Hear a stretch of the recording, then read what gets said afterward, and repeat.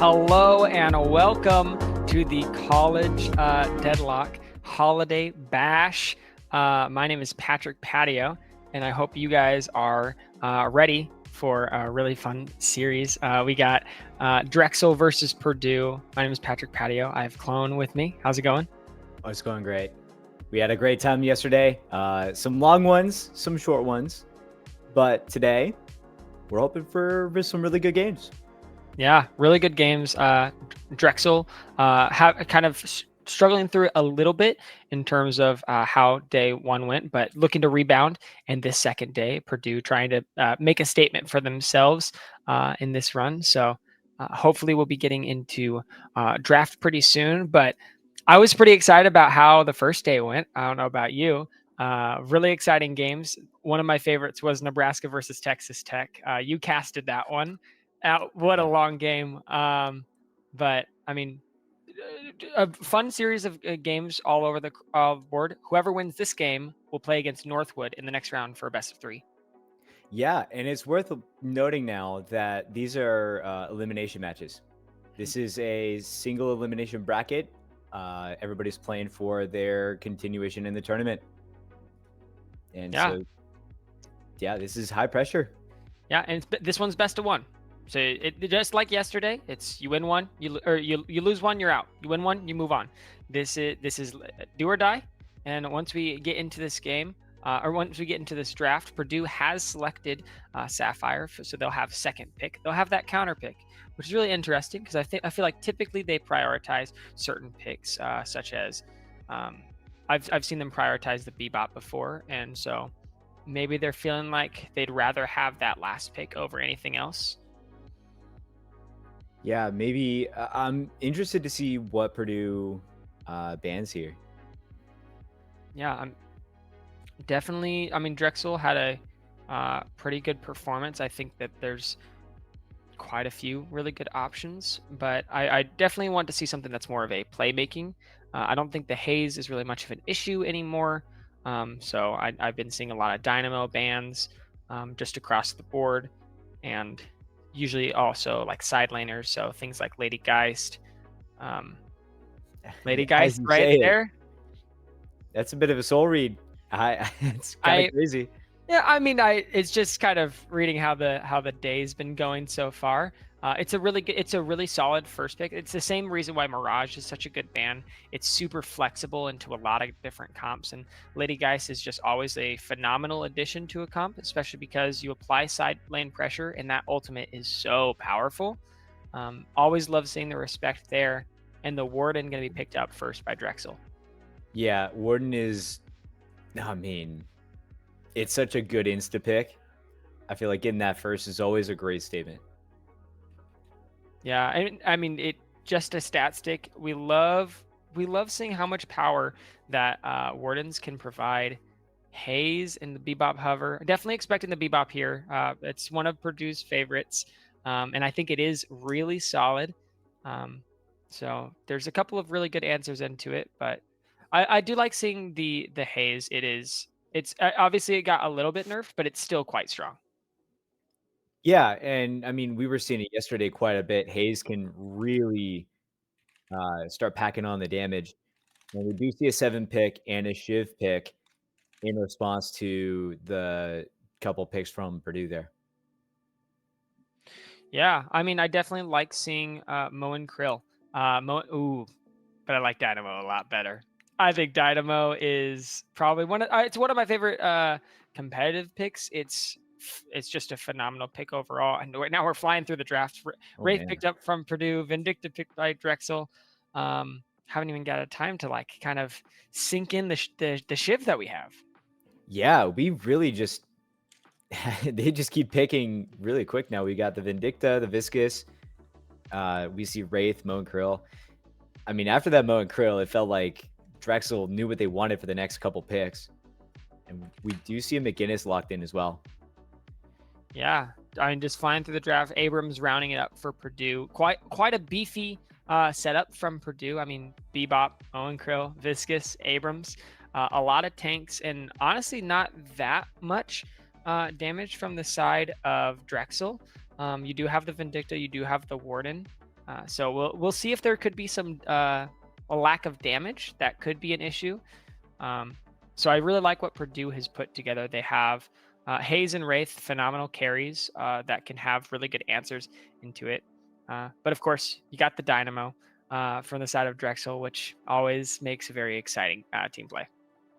And we're just jumping straight into who wants to go where. Do you think we're going to see a little bit of like swapping on lanes with this too? Just kind of adjusting to maybe what people have. We saw that a lot yesterday. Yeah, I mean, I think that's just very crucial when it comes to college deadlock. You always have to make sure that you get your team the best matchup, and if the other team switches things up, you got to respond that way. It's a really high tempo game, so you want to make sure that you're always moving all the way across the map. You get a lot of value moving around.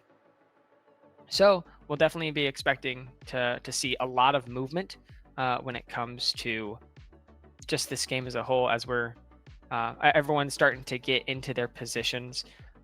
Definitely expecting Mo and Krill to be a classic, like a stabilizer in a lane to kind of make the lane kind of goes fine. Warden's going to be trying to get ahead. If the Warden gets ahead, I think that is going to be very crucial for Drexel to have a chance in this game. Yeah, we were saying it yesterday as well when we had the Drexel cast, or at least I was. That was the last cast of the day. But the Warden needs to get going. If it doesn't get going, it really hurts. And especially last time they were getting picked off a little bit by a Vindicta. This time they end up with a Vindicta. So that helps them quite a bit here. Yeah, I mean Vindicta, a phenomenal character. They're great at making sure that they get these executions. They're able to get those kills. So definitely looking forward to seeing that Vindictan Warden, who looks like they're on opposite sides of the map. But once we start to get into these team plays, that should get really good. So I'm excited to see what Drexel and Purdue have for Game 1 of Day 2 of the Holiday Bash for College Deadlock. Thank you to Purdue for kind of hosting us. Really appreciate everything that you guys do. So giving us an opportunity to do this as we're getting into this game. We got Vindicta versus Bebop in a side lane is an interesting choice. Bebop in a side lane against a Vindicta. That's a really... You're right. That is an interesting pick. So I think what I would like to have instead of Bebop in this side lane. Now it could just be because that this is Meowsers on the Haze, which or on the Vindicta, which we know has been very good before. Could be just like, okay, this is our best player. We need to have someone who can answer that Vindicta. But you always want to have Bebop in a lane with two people because you have double the chance of getting those stacks on those bombs. Yeah, and it's one of those things too. I just don't. Oh, Abrams. It's such a Abrams low. mismatch. Yeah, Abrams is really low. And Warden is making Abrams very also sad. really low. Yeah, trying to just survive in this lane. I think it's like maybe 2 shots and Abrams die. Honestly, I don't know how he's still alive. Rathu is gambling with something. I don't know. He's somehow managing to stay alive. Warden not choosing to dive onto this Abrams, but is able to get a lot of shove and is getting that soul lead that you can see because of how difficult it is for this Abrams to exist in this lane. Yeah, able to avoid the grapple as well there. That's big. Yeah, we'll have to see how the rest of this goes. One thing that we'll have to make sure that we look out for the side of Purdue are going to be the Haze. The Haze and the Bebop, I think, are going to be 2 really important people to watch out for. Of course, Wraith always has some good power pressure, but not in the strongest state of the game right now. Yeah, and something else I want to point out too is this Bebop, and going back to the Bebop Vindicta, it feels like it's such a mismatch in terms of, Vindicta, who is very much a long range character, versus a Bebop that is very much a get up all in your face. But Vindicta has the ability to play CQC at least a little bit, so it's interesting to me. And big parry there. And is Hayes gonna get out of this? Yeah, Hayes does uses that smoke bomb. Yeah, the Abrams getting taken down by that Warden, and the Hayes picking up that first kill. One blow for blow from each team here. But very, very shocking that the Haze managed to get out of there. The Shiv not quite able to clean up that kill. Yeah, and we're still seeing a lot of back and forth. The Haze and Mooncurl coming back into this lane, but the tower will take a little bit of damage before McGinnis and Shiv are gonna have to kind of back off of it a little bit. I'm trying to keep my eyes on that. It does look like they're kind of staying pushed up a little bit there. Yeah, I mean, side. one thing that I've seen over and over again from a lot of these teams is the biggest way that teams are being punished is overextending. Over and over, that's the way that teams get punished. So that's going to be something that we're going to have to watch out for is whenever these laners start rotating, are people going to start respecting that? Because that's going to be super important to see. But Viscous taken real low, but does manage to crawl in that little corridor there and make their way out. Yeah, able to play life pretty well here. It's gonna be interesting. They're able to get back to spawn to probably heal a little bit quicker, but Wraith gonna be left alone for a little bit against the 7, and I believe that's Dynamo, yeah, on that lane. Kind of forced to play back a little bit. And this tower might fall here with the Warden. Absolutely. I mean, there's no one to respond. I mean, Furark, I mean, definitely the carry on this team, showing why that's why they give him the Warden. That's why they have 4K souls right now, and they get the first tower at 430. Yeah, and I mean that's a big first tower too on that side. It's gonna allow maybe for extension on that side, and it's gonna put pressure on that Purdue to maybe respond a little bit, push up. But it does look like they're on the back foot a little bit here as we look on the mini map. Yeah, I wish that they had made this lane swap a little bit sooner. You see that the Haze and the Abrams have now swapped places. Ideally, you don't want Abrams and Moe and Krill in the same lane because of how low their range is, so they should be able to get quite easily poked out. But whenever you're getting just slammed in over and over again by Warden, you have to have someone who's going to be able to respond better. Yeah, absolutely. And it is unfortunate that that swap was not made until after the tower is unfortunately taken there.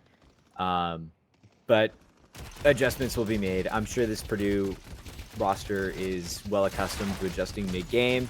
And this is going to be, honestly, it's going to be really more of who can respond to who the best and finally start to get more of an advantage, because we're only looking at about a 2k soul advantage in favor of Drexel. That goes down to 1k, and that is a huge pick onto Vindicta from the Bebop. Yeah, I mean, I was kind of criticizing the Bebop in this side lane, but Admiral Macron is saying, no, it's solid. Just watch. I'm just gonna hyper beam on the Vindicta and get a kill. Yeah, it's a big pick and able to do serious damage on that Guardian as well. And I mean, I wasn't too sure about what Bebop was going to be able to do on this side, but it turns out quite a bit. It was able to really work out. Doing pretty good, but a lot of action here on this third lane. Drexel going to be able to get 2 kills for themselves. Moonkill quite low is going to have to try to defend this tower against 3. The initial pick going on to Abrams is what started this whole scuffle. And now we have 4 on this third lane. We're going to potentially get into a really large fight. And Mooncurl is quite low to start this off. Does have the combo and uses it, but is starting to get taken low. And does that combo just spell doom for them? The wall did manage to put him in the wrong spot, but the singularity is good on to Jester. Jester taken down, and Rathu along with him. Drexel getting a really good lead for themselves early. Yeah, this is what you want to see from Drexel. You want to see this early game start to tip in their favor a bit more. This is going to be really dependent, though, on how Purdue can respond, because now that tower is long gone. It is beyond gone, and in response, there is a tower down on the side of Drexel, but the soul advantage is now in Drexel's favor as well. Yeah, I mean, Drexel, you know, they didn't win a single game yesterday, and they're saying, no, we're solid. We can do this, and they're really showing that they can. able to go blow for blow against Purdue. But of course, Purdue is going pretty good. The 7 ult is popped. They're trying to get out, but they're just going to use that goo ball and Wraith cards away. Purdue managed to actually escape a decent engage from Drexel, but just didn't have the setup that they needed. Yeah, and that 7 ult kind of creating some space there, but it's just, again, we're gonna see. I think we're gonna see a big 3v3 here on this left tower for Purdue, which could, if Drexel wins this could really start to tip the scale in their favor. Soul count is back to even, but it's very much right now in Drexel's ballpark. Yeah, but this is looking scary for Drexel with the Bebop here. I think Bebop could potentially make a really big thing. The Hyper Beam is used. Blam, blam, blam. And that's going to be Dynamo taken low, and down. Admiral Macron with a great rotation, trying to get more. And the hook is good. Going to punch him up in the air and going to blow him to smithereens. Purdue getting an advantage. Going to surely take this tower as well. As they're pushing the third lane, on top of this at the same time. Now they're rotating over to this side lane. Vindicta and Warden, they're not respecting this rotation. No. They're trying to take this tower, but they might be in the wrong spot. Abrams is on a flank, so this is starting to look scary, but the Vindicta R is keeping Viscous away, but you know that the bomb is gonna blow. Vindicta trying to find the snipe. It does take down Rathu on the Abrams and is just going to use that movement to get just out of there. Still around, trying to do some more damage. Bebop starting to get really low. Got to be careful about the execute range. Mausers with the snipe. But they're not done. The Viscous not able to join the fight so early. They're going to make this 2v3 look like a 2v1 the whole time. Oh my goodness. Vindicta able to just go, I'm not stuck with you, you're stuck with me, and just able to pick up a huge 2. Just as I was gonna say, that Bebop is really coming in useful. It turns out the Vindicta just is able to get the picks, and the soul boost you get from those is huge on those snipes. So Bebop back in the action, but the action is long since rotated over toward this middle left lane, and the rest of Drexel is back in spawn or pushing up on different lanes. We're kind of back in the middle here. Yeah, we're at that 10-minute mark. Bridge buffs spawn, and those have been collected already. But you know, Guardians are starting to we're starting to get to a point where flex slots are going to become an important aspect of this game. Yeah, Purdue already getting there first. Drexel will need to get another tower to get theirs. Yeah, and I gotta say it right now, the impact characters for this game for Purdue have to be the Bebop and the Haze at this moment. The Abrams needs to get back in, and we need to just see a lot more togetherness on some of these plays, because they're getting caught out in the open on a lot of this currently. Yeah, I think that is still kind of all according to plan. Definitely you want to see a little bit more, but the Bebop laser gonna take him pretty low, but really good singularity from Dynamo is able to shut him down. The combo taking down the Dynamo, but he's able to get out for just a little bit long. The Abrams is able to take him low, and gonna punch them all to death. Purdue doing a great job cleaning this up, but the McGinnis is here. The McGinnis got 1 kill, but the Abrams slamming him into the shop and just punching him down. That's 3 kills for Rathu. Rathu able to do some huge work there to make things really in their favor. That was, for a second, I thought going to be a 2 for 2, you know, just an even trade on lives, but that ends up being a 2 for 3, which is very favorable, where Purdue needs to, you know, really take advantage of the things that they've had in their favor. And it looks like they're finally starting to. It's going in their favor a little bit more as the scales start tipping. All 4 towers are down for Drexel now in a matter of minutes. Yeah, I mean, Purdue's doing a phenomenal job, and this is exactly what we want to see out of Purdue. But Zumi caught out. You can't use the secret shop when someone's right on you. Apparently you can, if you can just get the stun. Bebop's taking low, having to run away because the rest of his team is here. Wow. Man, if I got pulled out of the shop like that, I might be a little bit upset. I'd be upset too if I was He got Bebop his in buy that off. situation. He got his buy off. Look, he's only Yeah, got he got his 400 gold. items. He got Yeah, his items. That's why yeah, he he lived. got what That's he why he's needs. good. Yeah. But if you're Bebop in that situation, I've been in plenty of situations where I'm going for a pick in whatever game, and I get them one shot, and then they just happen to evade, and it takes all the wind out of your sails in the moment. You're like, I needed that, and now we're seeing a lot more pressure on the 7 again from a Moen Curl, but Moen Curl is going to be Shredded. shredded. Yeah, Oh, it's finally taken down, but Jester getting the shiv on the sideline is actually going to be pushing onto this Walker, but Furark on this Warden is able to push forward, looking for another one, hunting down this Bebop. Bebop's taken low. Warden, what a stack stick character, as he is going to get another kill for himself. But that Walker is definitely going to fall to Jester in that side lane. But we're not done yet. Drexel trying to get this tower. They need to make sure that they finish this off before Jester can rotate. Because once Jester rotates, this is going to be really good for Purdue if they overextend. We were talking about overextending, and it could be dangerous, but Drex can find the fight early. Abrams is here, is able to push him in. Actually, no, he's just going to grab the healer minion, and he's going to try to look for something more, but the rest of the rotation is coming in from the side of Purdue. But Drexel are going to start respecting it, are going to move out. Zoomy not quite going to zoom out of there fast enough. And overall, I'd say pretty solid from the side of Purdue with these rotations. Yeah, getting the pressure where you needed it. And now, I mean, completely flipping the script. You've got Drexel kind of spread out, and you have a chance to really press the advantage on especially the McGinnis and the Warden here if you want to. And maybe get some pressure on a Walker in response for the little bit of damage that they got on yours. Yeah, I mean, you can see Purdue fixing these lanes, getting ready to potentially. I'm expecting them to do earn. That's what I would expect them to do here. I want one more person to rotate over to that far left lane, and then probably Mo and Krill to grab that earn and take it over, threaten that Walker. That's what I think that they should do. Now, do I think that they're going to do that? Probably not. But I would think that'd be cool if they did it. It'd be really cool. Be really cool if they did. But it does seem like the urn is going to be now on the right side of It's going to be on the right side, but whenever we have Deadlock players, we love Ooga Booga fight. I can click head. I can click him. I have buttons. And they do click him. They do have buttons, and now they have more souls.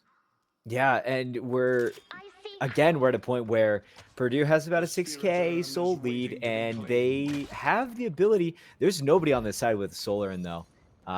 It's a full stack on this left side of the map, and I think maybe Drexel's starting to poke it out, and they're like, "Hey, there's a gap here. Maybe we could get this urn and take it somewhere, maybe in our favor." Yeah, I think it might be scary to take that urn now. I don't think that they are down enough to get the better placement for it. But Purdue pushing onto this Walker should be able to clear that up. The Shiv and the 7 are starting to rotate, but Jester does so much damage on this Haze. They do finish that off, but the 7 ult, that Cloud Storm is going to push them all away and I guess clear the wave. That's about it. Yeah, I mean, you're clearing out the wave, you're getting them out of there, but it's a little bit too late to really stop anything more or stop anything bad from happening, because now you're down to 2 Walkers and you've not taken one yet if you're Drexel. And to be fair though, for about 20 seconds you're at a 2-man advantage. There's time to do something and to press up on this. What can you do with that advantage? You just pick out Jester, who's probably the most important player on Purdue. They have to make sure that they find an advantage, and they're all grouping up on what seems to be mid-boss. So definitely expecting them to look for something here. So we could look for a steal. Let's look at some what important ultimates are up as the Rejuvenator is descending. That looks like Haze and Wraith are not going to be here in time to contest, but the Abrams is trying to come in, trying to look for something, but doesn't get it in time. Use that ult, maybe crash down onto 2, and they are starting to get real low as the wall is up. The Hyper Beam is good, and Haze and Wraith are here. They're doing a lot of damage, but no one has fallen yet. The Rejuve is here. The Singularity is on to 2, and that is going to make it so that Haze is going to live with that parry. An insane job from Purdue, just crushing 2, make that 3 in a second when the Dynamo falls. No, the Dynamo's able to get out just barely somehow as Bebop trying to run them down. And Purdue, even though they no, there's the Dynamo and there's the 7. Wow. Purdue, even though they don't manage to deny the Rejuvenator, they do take 5 with them and are able to get these lanes pushed out. Yeah, and I think even though you weren't able to get the Rejuvenator or steal it away, you're able to make it consumed really quickly, which almost negates it. In my mind, it makes it, that's best case scenario if you're Purdue, is you get it out of the way. Vindicta's the only one that has it, and then you got 5 players that are now going to be looking at 30 plus seconds of time when regarding any sort of push. So now Purdue still significantly ahead here in terms of souls, especially. The Walker game is a little more even, only 1 difference between the two, but I mean, this is about as solid as I could say it could go for Purdue right now. Drexel, though, they're not holding punches. No, I mean, I think that was, I mean, we like to see plays happening. They're making plays. And now that they recognize that, hey, that 10% cutoff, we're past that. I mean, we can take this earn and it can be pretty safe. And with Purdue, pretty slow rotation, this should just go the way of Drexel. I'm not seeing enough movement from the side of Purdue. Got to see more movement from them if they want to contest this earn. But looks like McGinnis is just going to secure those souls, and that's going to be really solid from Drexel to just get that uncontested. Yeah, I mean, that's big for them, especially because you get a little bit of buff from that and you get a good amount of souls, and now we're seeing about a 10k soul game. In response, so a Walker is going to probably fall here. It does. And now Drexel down to 1 Walker, which I mean, it's completely covered in people right now. I can't even, or it's covered by an icon. I can't tell how much health this Walker has if it's been touched at all. Yeah, it's definitely looks like it's fine. Yeah. But Purdue does have those flex slots now available. They should be able to press this advantage even further, but something that's really important was that the Warden did manage to get the Jester on this Haze. Did manage to get some lead there as we look to be, I know that the Moen Krill is trying to hold off the Warden and hold off the McGinnis, but now taken down to half health on the side lane. This Walker is the target front of the side of Drexel. We're gonna have to see if they do manage they're just getting out as they start to rotate over. But yeah, no, one thing that I've noticed interestingly in this game is that we've only had 1 soul earn. The moment that I start doing any analysis, we go right into a fight. Of course we do, and the 7 gets taken out. Okay, back to what I was saying. Yeah, back to the analysis, the big picture. The soul earns seem to be a pretty low priority from both of these teams. It's only having 1 soul earn taken this whole game. Definitely interesting to see it, but it seems to be working pretty well for them so far. I mean, yeah, you're right on the money. I just don't. I guess the mentality that I see from both sides is if I need it, I'll take it. You know, it's not necessarily a priority of where we saw yesterday, where it was kind of Texas Tech and Nebraska in that hour-long game of as soon as that soul earn was up, someone was grabbing it. Someone was within a minute grabbing it and trying to deliver it, making a play for delivery. Whereas now Drexel grabbing another one as they are once again around a 18k or a 16k, 18k, somewhere in there. Soul disadvantage. They pick one up again and they're gonna try to make use of this without contention. Yeah, Purdue. This is the 2nd soul earn that they're going uncontested, and they're not getting an advantage elsewhere on the map. So this is just a negative play from the side of Purdue. I want to see better rotations from them, because all the soul lead that, like, they still are maintaining the soul lead. Once the Drexel collects this wave on this first lane, like, it's just going to be a very positive play from the side of Drexel, and it's just going to be really good for them for extending this game a lot. But want to see Purdue try to be closing out these advantages a little bit more, pressuring on these comeback mechanics that Deadlock has. Yeah, and we're just seeing a lot of passive play. This is something that we've seen a little bit, where a team is at an advantage and they choose to make like this neutral play where you're spread out and you're kind of waiting to see what happens instead of, trying to make something happen and trying to be that driving force. They're kind of letting Drexel almost back into this. Yeah, I mean the Soul lead no longer at that 20K. It's now at that 10K mark. So Drexel feeling better. What's happened the last couple of minutes. Really good play from them. But we know that Purdue is quite strong. They still have the haze. They still have that bebop. So we'll have to see how things go. But that Warden's gotten so far ahead. I mean, is ahead of the curve when it comes to souls. Is now the highest soul leader in the game, and we're going to have to be looking for that stack stick machine to find some advantages as people start rotating towards this second lane. Yeah, I'm really worried for Purdue here, where they are going to have to deal with the absolute snowball machine that can be Warden. And I mean, 27K is no joke when Hayes just got to 27K. And I mean, Bebop, who's been a huge impact player throughout this so far, is only at 21K, which is about average, maybe, average for the team. And another mid-boss priority. We're seeing mid-boss from Purdue, but Drexel has way better opportunity to steal here.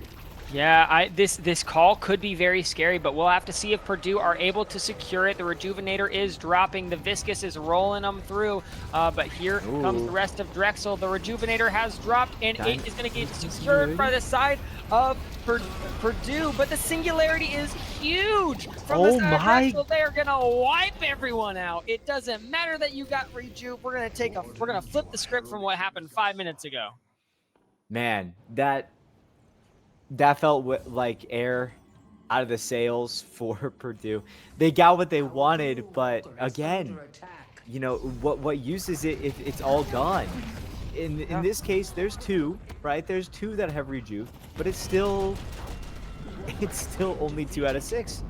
Yeah, what was a 10K soul lead that we had just before this fight now is a 2K soul deficit. What a failure on this macro. But Purdue is looking for more. They do have these respawns. They are going to punish this overextending. That's going to be 2 down, and are just going to be pushing it. But they don't have the wave in this lane. They don't have the wave in any of the lanes. There's not going to be the way that they actually pressure the rest of this base unless they just tank the Guardians. You got to make sure that you get that wave set up, so that way whenever you do respawn and you get these plays, this is why it's so important. I keep telling the team, that I'm in charge of, you got to make sure that you have proper wave set up, because that is how you make plays. If Purdue, before calling for this mid boss, pushed out those outer waves, all of a sudden this entire sequence goes so much better on the side of Purdue, even though the fight went so poorly. Yeah, and I'm not gonna lie, I do see the vision that they had though. They full sent down a lane, they got a life advantage of 3 for over 30 seconds, and they're able to establish those lanes, at least 3 of them, and now a soul earn. So they're taking a much faster pace in a really short time. As soon as everybody was back up, they were instantly going down that lane and shoving it down, which is something they should have done 10 minutes ago. Yeah, they take their turn and they take their 10K soul lead back. It's really well done by Purdue. Want to see them continue to do this. But remember, this is an elimination match. Either Drexel or Purdue is playing versus Northwood. Will be playing a best of 3, and it's all up to this game. Drexel on the line. They have to stay in it. Purdue need to secure this win. So we'll have to see how both of these teams are able to push it. There's going to be no bid boss. There's going to be no earn for quite some time. So what is the way that both of these teams are going to make macro plays? Where are they going to put pressure on the map? Where are they going to look for team fights? And how are they going to execute? Yeah, this is really down to the point where most of these guys are going to be full build or close to it. We're going to see a lot of late game builds. Warden is entirely out of the play for almost a minute now. That's huge. And something else to note here, Bebop and Viscous still have the Rejuvenator. they've not died yet. Yeah, I mean, this is really good for the side of Purdue. Getting that pick is so important. Bebop taking pretty low in that Vindicta. Could be looking for a snipe, but is looking really good. They are able to take out these Guardians, and now they have the fast zip on the second lane. Really important there. Mo and Krill could be looking for something going in, but just going out. Now looking for Guardians on this second lane as well. Lanes on 2, 3, and 4 are all pushing in. They're able to clear out both of these as well.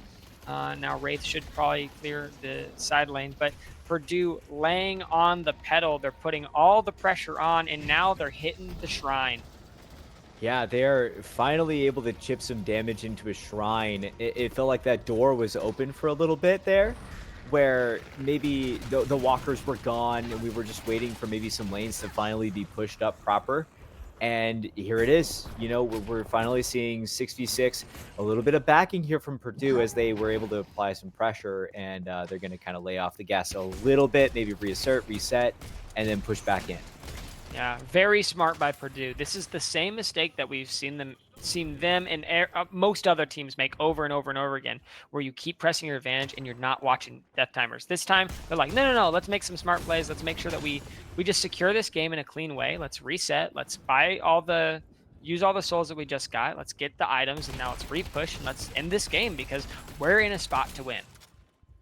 Yeah, this is very much prime positioning for Purdue, and if they want to continue, this has got to be kind of when they continue to hit that gas pedal and just send it. You know, you get not fully send it, right? Make a smart play, but this is when you press that advantage. This is when you take that time, and Drexel's gonna be fighting tooth and nail to claw this back to their favor.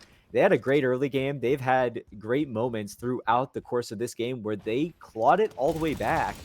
It's not like they can't do it again. Yeah, absolutely. I mean, but we'll have to see. We're getting into 30 minutes into this game. Like you said, we're starting to get the really important items are starting to tick over. We'll have to see. But Warden can't get caught out like that again. If Warden gets caught out like that, that's game over. If anyone gets caught out like that, I think Purdue just runs down Drexel, and McGinnis could be that first target. The sleep is going to be here, but the Bebop is going to take down this Dynamo. Quantum Entanglement going to make sure that he is safe for a little bit longer. But Hayes on the back line getting really low. Warden just taking him super low in the Shiv with the execute. Drexel gonna take one for themselves, but Dynamo also gonna go down. Purdue is quite low. Shiv trying to escape, but is just gonna get pulled up and taken down. And look at Warden too. Warden's in a lot of trouble. Trying to get out of there, but he can do so much damage, but he's so low. Can he escape? No, he cannot, as the chase down from the Viscous, from the Goo Ball is good, as Purdue now definitely looking to press this advantage with these zip lines now. Like these are very fast zip lines. The rotations can be very swift by the rest of the team as Purdue start to go for this mid boss, seeing these death timers. Yeah, my question is here, Drexel, they kind of just have to play back. So what can they really do here? Do you think with what's left on the map, what's left with this game, what do you think they can really get at to maybe claw their way back into this? You got to shove out these lanes. That is literally all you can do. You shove out the lanes. You take your camps and you turtle up, because with mid boss already secured, you don't have pressure to get urn. You don't have pressure to get any camps outside of what they've already collected, and you can't push out the lane that far. Now 25k souls behind. This is starting to look real scary. One more team fight, I think, could probably do it if Purdue are able to find the pick, and they have the character for it. That hook barely gonna miss. Yeah, man, and we're seeing a lot come out of the side of Purdue, and with Rejuvenator, this is going to be huge pressure for Drexel. They have to really make it count, and it's going to be, again, you're in the trenches here. You're on your own territory. The front door is wide open. And McGinnis already starting to take some big chunks of health out. But Bebop's going to be the first to fall. Yeah, the Purdue not quite grouped up the way that I think that they need to be, as Warden is going to be in the middle of 4. but the rest of the team is starting to get real low. Purdue, look at those health bars. Hayes, Moen Krill, and Wraith all quite low. Warden able to push them all off. He's able to defend. The Viscous is going to be the next to fall, then the Abrams. In a second, I'm sure. Certainly he can't get out. Certainly the Abrams can't escape. No, he won't. No, he's gone. No way. Yeah. But really well done job by Drexel. But one thing that made that fight so hard was the fact that the rest of Purdue wasn't there at the start of that fight, and Admiral Macron getting the pick for no reason. Getting picked himself. That was the reason.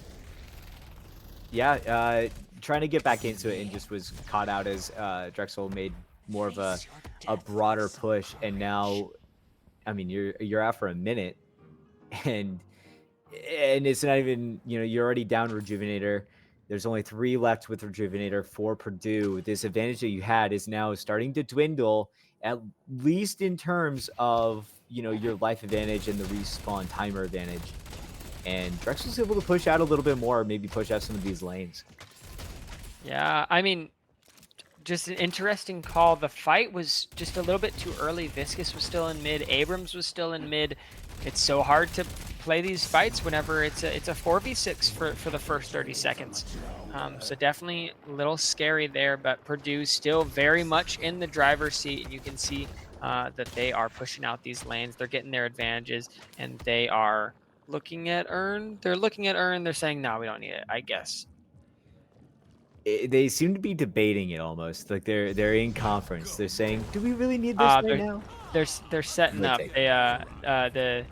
They forgot that the speed is capped, I think is what they forgot. He propped Fleetfoot, and then he went into Burrow, and then proceeded to walk just as fast as he would have if he just ran. So okay. But they are going to be able to secure this Earn without contesting, and this game is going to keep going on. We might have another hour-long banger. I hope not. I hope so. I hope not. As a sicko myself, I kind of hope so. But for the sake of my endurance, I really hope not. My soul can't take it. This is going to be an interesting one though, because we're now up to over 400k total souls. Yeah, and Purdue now looking to rotate over. Do they know that the Vindicta is here? They're potentially looking for a little bit of a gank, but they are going to be spotted on that wave flying over them. So Vindicta should know, but they do spot him. They do slow him down. He is quite low, and he's going to get comboed and taken out. Meowser's not going to be here for very much longer, as the next Earn is going to be grabbed. These lanes need to get pushed in. They need to finish off these Guardians. They need to get these Shrines, and they need to get that Patron. Absolutely. This is when you start to press that advantage. Bebop is going to get right with the rest of you, and this is where you maybe start to shove it a little bit, and you've got life advantage. Vindicta, a huge damage player, is out for another 45-ish seconds, and you have advantage. The Warden is nearby, yes, but I mean, you're all right here. Yeah, I mean, they just need to finish off these Guardians, finish off this Shrine.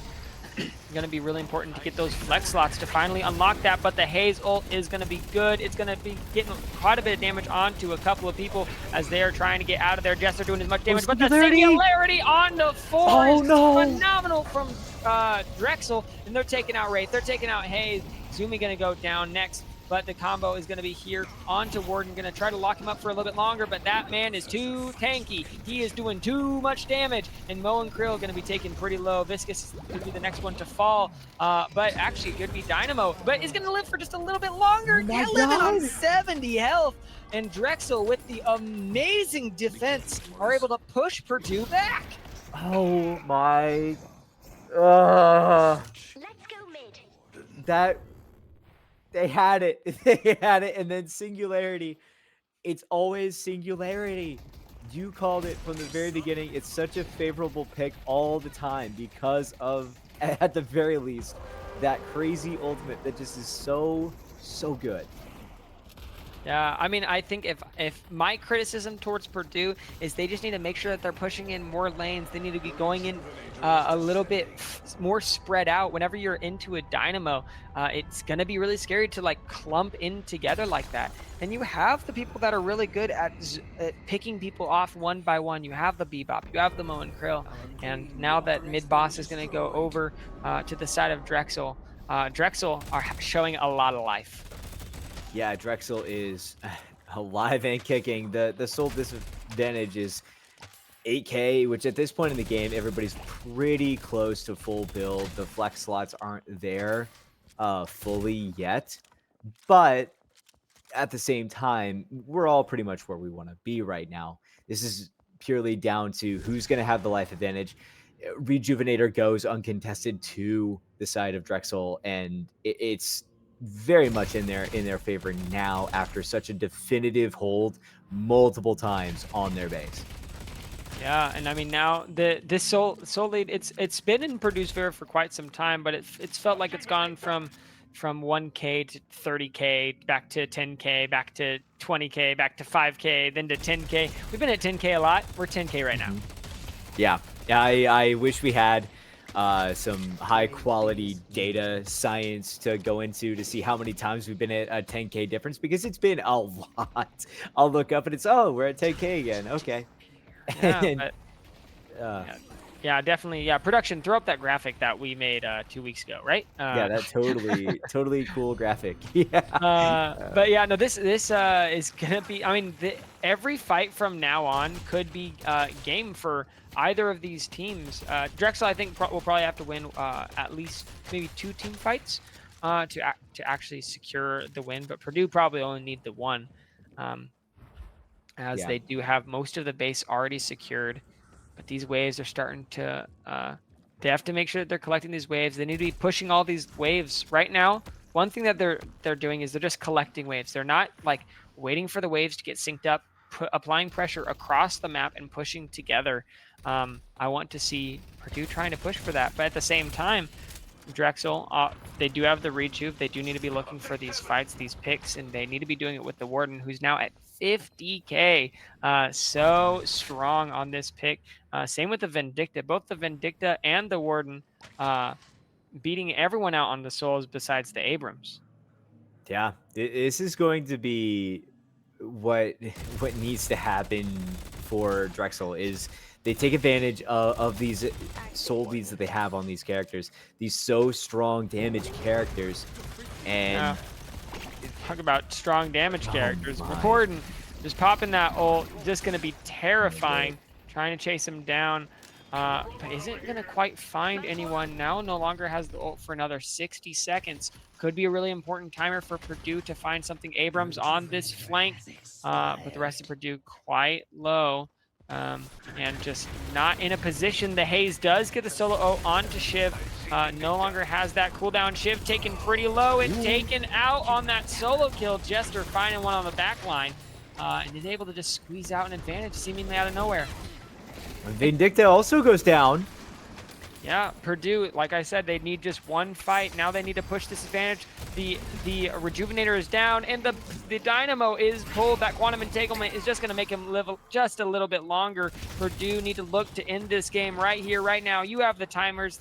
That's a 70-second death timer on that Dynamo. Can they end it? They have to find the Warden. Look for the Warden. He does so much damage. He's trying to go on to Abrams first, but looks like Abrams is just a little bit too tanky for this Warden right now. And the Warden just isn't in a place to fight. Now the Shrines are down. The Patron is the one that comes next. The timer is now at 30 seconds. They got to finish this now if they want to end it right here, right now. Bebop pulling the Abrams a little bit to safety, but that Patron now going to get transformed. Those timers going to get cut in half. Now that the Vindicta and the Shiv is going to come up, Purdue recognize that, and they're going to reset and take these waves. I think in this moment, that is the right play to make. We've seen some mistakes in the past where it has been maybe the downfall. I'd say in like a Texas-Nebraska situation yesterday where, you know, you had an advantage still, even with, you know, this sort of having the timer sort of thing. But Big plays from Purdue there. They waited just long enough for that rejuvenator to be down. So then the picks meant everything. It wasn't padded. There was no cushion for Drexel. And they just pressed the advantage as soon as they found it. Yeah, really well done. And I like the way that Purdue played for it. They played for it primarily off of the pick. That was all that mattered, was that they were able to get that advantage because Jester is so far ahead on this haze, and they're able to get good. But the mid boss is up. I don't think that they actually need mid boss. I think that they just need to push out these waves and kind of just end the game. But if they look to pressure a fight, I wouldn't be surprised. It's It still looks like probably a pretty... Drexel's pressuring a fight. Yeah, they're trying to find him right now. I mean, Warden's right here. Viscous is going to make it so that this Bebop lives for a little bit longer, but not long enough. The Abrams just trying to come over into this fight, but Ian now going down on the Mullen Krill. Purdue might have been caught out of position. Yeah, and I'm not sure exactly what they were planning on, but Drexel, they just 6-pushed one lane and waited to find anybody on it, and practically demanded a team fight. Yeah, and a team fight did they have. But Hayes, look at this. Look at this. Whoa. Hayes is on the No. patron. They're trying to get there in time. A huge wall is going to make sure that the Haze is not able to shoot the patron anymore, and it is going to force the rotation from the rest of Drexel. But the claw not quite going to land, but you're in a 1v1, 1v4 against Drexel. You're not going to live for very much longer. But great job by Jester, forcing Drexel out, trying to make sure that they don't take that mid boss. But I don't know if that's going to make much of a difference. They might take it anyways.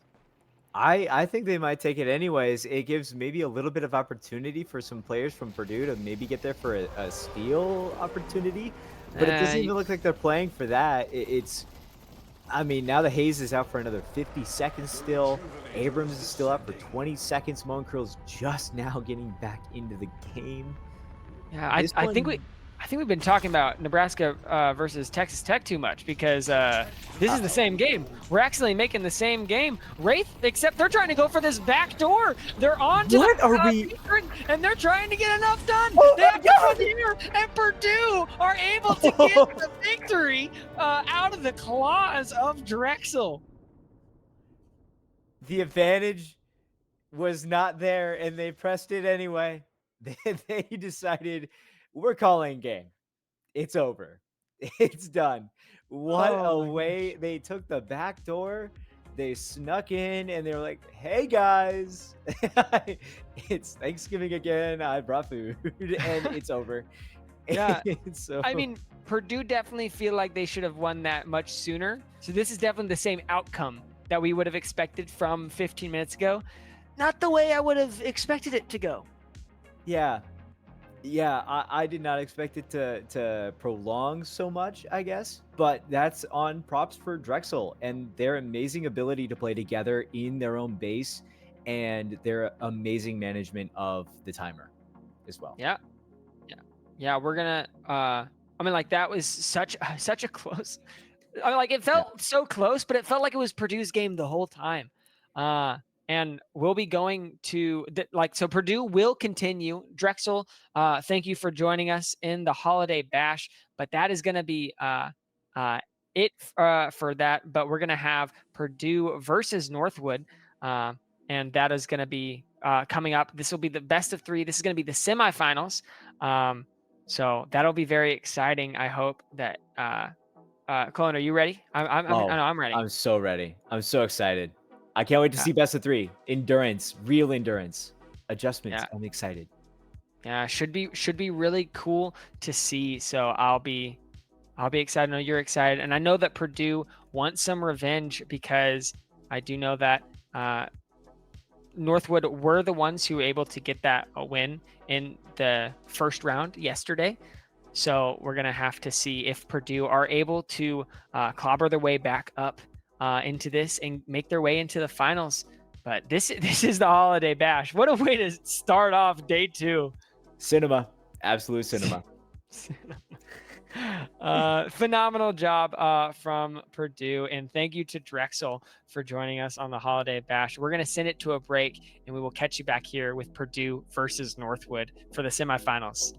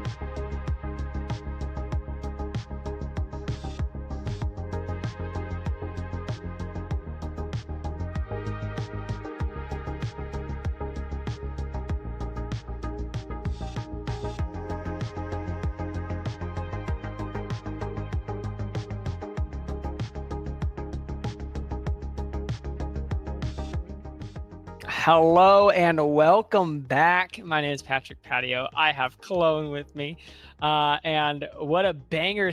What a banger game that we just saw, and we get our first series of the Holiday Bash: Purdue versus Northwood. Yeah, we get man, and seeing that one in the show match, we've seen this matchup quite a bit actually now. Uh, it's always a fun one. I always think this is a bang out match, and it's a best of 3 as well. So we get to see some adjustments after the first game. I love best of 3s. I love when we get best of 3s, best of 5s in any esport. It really opens up the strategy of the game. It doesn't allow for a team to int and immediately be kind of thrown out there. But we're gonna get straight into the draft. The bands are, it looks like, Bebop and Haze. Yeah, I do. I mean, Bebop is such a big priority for Purdue. We saw it in that last game. And Lady Geist, like we've talked about, is such a flexible pick. We love that pick. And Northwood definitely have some pretty solid macro that we enjoy seeing so far. But these teams definitely have a history with each other. They've got matchups over and over. They were one of the first show matches for College Deadlock, and Purdue was able to win that out. And then Northwood in this Invitational, now kind of swinging back, winning the first game yesterday. So we'll have to see what this best of 3 holds for us. Yeah, I really am excited to see as we get into some of these picks. So Mirage is being hovered right now, which we've kind of gone over how insane a Mirage can be off air, and it boggles my mind how crazy a Mirage can be. Yeah, could be interesting. I mean, yeah, just Mirage, just great macro pick. I love Mirage. The movement on Mirage is so good. Same with Lash. A lot of good. A lot of damage. A lot of good things that can come out of that. Yeah, some pretty pretty solid damage, but it's not like DPS. It's very bursty damage. Lady Geist, definitely with that ultimate. Would want to see something that's gonna match these side lanes well, because right now Lady Geist Mirage are pretty solid in the side lane. Yeah, I'm curious what this pick is. If Vindicta comes through, okay, decent in a side lane. I think there's a couple of other better picks that I might still expect Purdue to pick, but we'll have to see if something like the McGinnis, like the 7, like the Yamato is picked. I think Yamato would actually be really good here from Purdue. A good answer versus Lash, good answer versus everyone. So, yeah, I'm curious what we're gonna see kind of paired up with the Lash Mirage sort of look, and see what we're gonna. I'm curious what we're gonna see on these outer lanes. Who's gonna match up with who? Because I think you were right. The Vindicta is a great outer, and I think there's a lot of answers for it, I guess. But there's so many options left. We're only halfway through the draft, so it's hard to say what comp everybody's gonna go for in this. But Dynamo very much erring toward a look. We could be a mistake. That looks like nothing was locked in for that one. We're gonna find out if they have something selected there, that maybe that was just a visual bug, but they did mean to pick Shiv. So in your mind, everyone looking at pick 4 for the side of Northwood, just draw a little prison knife, like right there. Like that is Shiv right there. Draw a stick figure and write an arrow with Shiv next to it. Yeah, that guy. That guy. Thank you, production, for that cursor. That is perfect for what we need. Shiv is pick 4. I definitely an interesting pick. You have very straightforward characters. People like Warden, people like Infernus, people like Abrams, Dynamo, and then you have characters that have more of this like super flexibility in terms of like how they can play. People like the Lash, people like Mirage, even Lady Geist I think is super flexible. So Northwood definitely having a interesting setup so far, but has a lot of skill expression. So we'll have to see what is answered here. And that McGinnis going to Northwood, another side lane. So actually, we could see like the Lady Guys pair in a lane with someone. Could see the Mirage. Yeah. Mirage not typically having the best lane, could get paired up with someone here. Oh, and a 7. Another good side laner. Uh-huh. Definitely with the buffs to his stun. Have enjoyed seeing. I remember whenever I saw the changes to the stun, I thought for sure that was like Infernus. So I was watching it back, and it was 7 went to stun Infernus. It was the size of Infernus ultimate. Yamato gonna get picked. That's all that Ooh. Northwood has. Only side laners. Everyone is a side laner. Oops, side lane. So no one's going to go in the middle 2 lanes for the side of Northwood. We've never seen this before, but Northwood rewriting the meta. I'll be interested to see where they put these lane assignments, but really good high agency characters from the side of Northwood, and some, I think, a little bit more straightforward ideas from the side of Purdue. So you have your draft right there, folks. I really like how straightforward Purdue's draft is, but I'm very curious on how they're going to be able to handle the side lane pressure that Northwood is going to be able to present. Yeah, this is the ability that they have and the agency that you were talking about means that they could switch whoever they want to have on those side lanes really easily if things aren't necessarily an advantage at any point in the laning phase. This is going to be, I think, a really big testing match for Northwood, where we've kind of seen them do it before, where they'll all pick like a certain role or a certain style of character, and then really bend it and see how you can make it work. And I guess, yeah, I'm just really interested to see who they put up against who to start and how they adjust it in that first 10 minutes or so. Yeah, we'll have to see how they do adjust, because that's gonna be the name of the game. We see it over and over again. These games, the starting position of these games is decided by these early rotations. That's how teams typically get these large advantages if they're not able to just solo kill their lane opponent over and over and over again. So we'll have to see how they can fit to those adjustments, as we'll hopefully be getting into the match somewhat soon.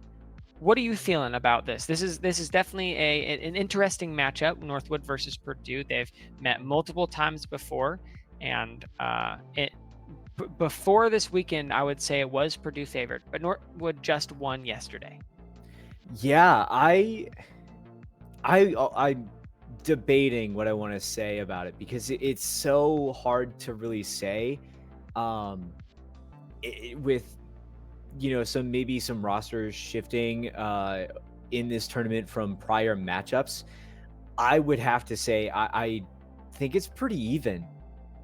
Based on last game, if Purdue does not focus on Solarns as much as they did early on, and some of the macro that they missed out on early on, if they continue to do that, that will be capitalized upon against a team like Northwood, even in a more experimental or non-traditional sort of composition of team. They will take advantage of those mistakes. Yeah, I mean, definitely a team that will always punish those mistakes. I really appreciate Northwood's consistency. That's one thing that they do very well, is how well they play around the map. So definitely we'll be excited to see if Northwood are able to maintain that identity going into this game, because they're going to have to really put up the pressure as Purdue, no slouches themselves, are able to win fights, able to take games, and are able to have good showings. Yeah, I mean, name of the game is you got to run a tight ship. You gotta make sure that you get this early game, establish your presence on the map, and you got to make sure that you get that early lead, because I really do feel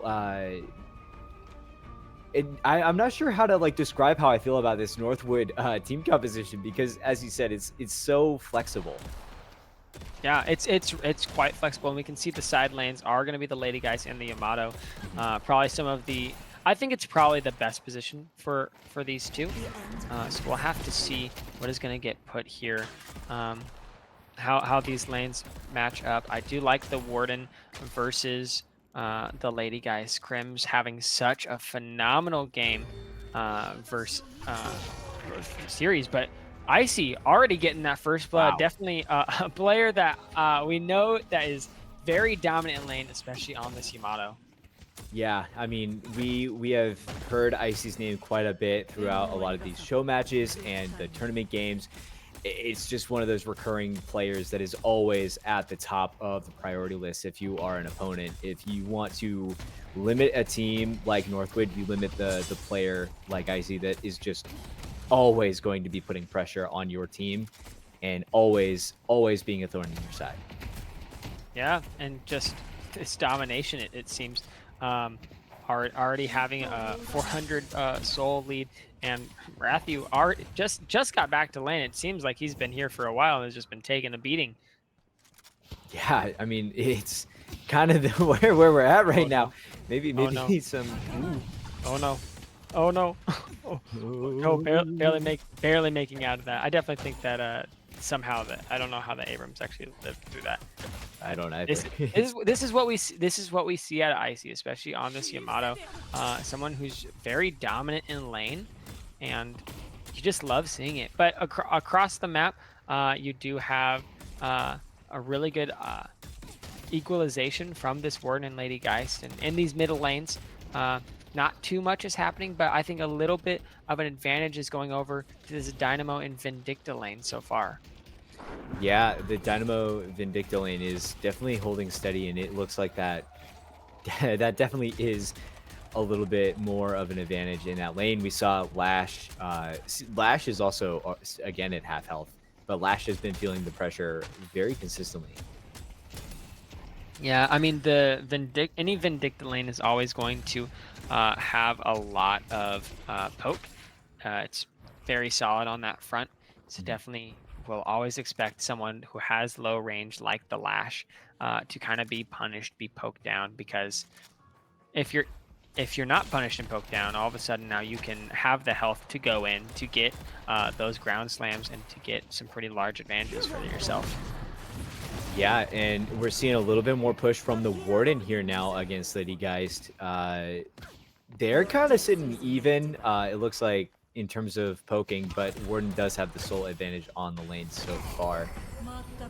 And another Abrams pick for Yamato. That's what we like to see. Icy, I mean, this is the player that we've seen over and over and over again. Purdue are going to have to try to start equalizing soon somewhere, and it might just have to be through this Vindicta and this Warden. We know last game the Warden was such a big pick, but we know that last game Purdue got a pretty early tower. I don't think it was a pre-4-minute tower. No, I don't. It was not a pre-4-minute tower. I can tell you that, because this Yamato has been able to consistently get pressure, and Abrams able to chip some damage in, put a lot of pressure on the Yamato. But wow, that damage! Yeah, whenever you have 3K into someone who doesn't have 3K, you're gonna be able to get these kills like it's nothing. Vindicta does get the rotation over, is able to push off the Yamato before they are able to get this wave fully crashed in. But, you know, the Vindicta not at 3K herself. It could get there soon, finally does get there, so now has the ultimate available. So it does have some execute potential. Dynamo just using that quantum entanglement to get himself out, as Northwood are making a statement and at 4 minutes have a 3K soul lead. Yeah, I mean, this is, especially that right lane, that has been a huge advantage, and I think the trade out for the Vindicta is huge because of the ability to keep up in souls. Only a 300 disadvantage, which able to contend, and forced a little bit back here though, and where the tower's already gone on that side, Yamato now with Mirage on the right lane is going to be an interesting thing to watch. But Lash now left alone against an Abrams and Dynamo. Abrams, I'm assuming, is trying to claw back in with some farming on some souls. after kind of being picked off a couple times, it makes it hard to really keep up in the soul game.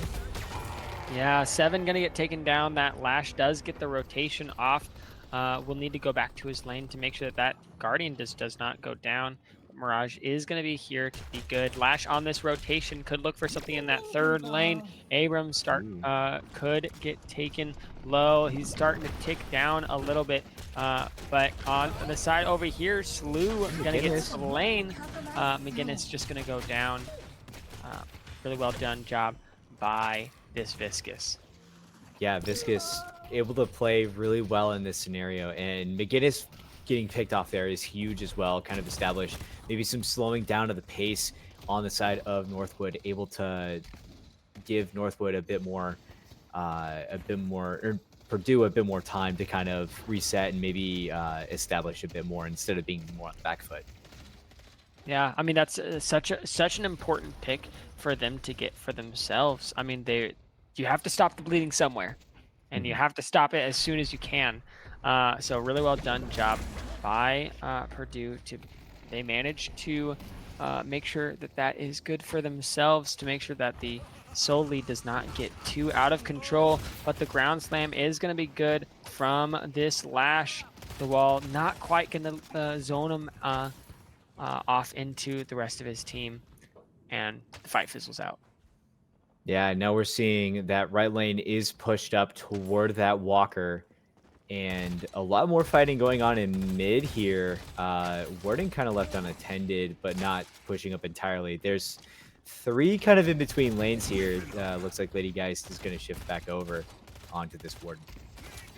Yeah, I almost wish that they kind of swapped Icy into another lane. So that Icy can use that advantage. That they're not going to be able to actually get anything onto that Walker. So I think it would be really smart to swap them into a lane. Their lead is going to make a bigger difference.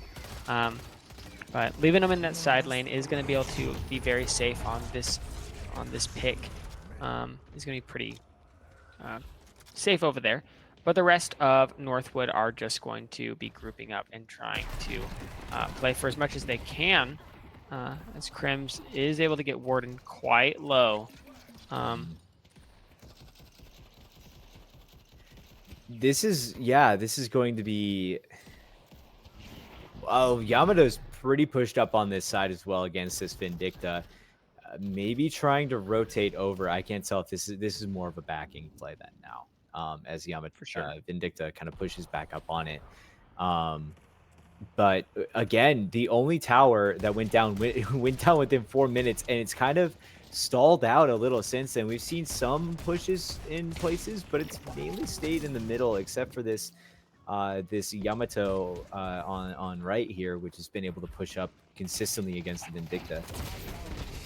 Yeah, definitely enjoy seeing them pressing this advantage, but the Lash ult is going to land onto Abrams, going to knock him up and going to try to take him down. He is going to barely get out of there. Just going to try to get into that shot, try to live for a little bit longer. Dynamo also pretty low, but the ground slam is going to find one. It's going to find 2, and hi, I'm Joe. Bye, you're gone. Hi, I'm Joe. That's a great call. Yeah. Caught me off guard there.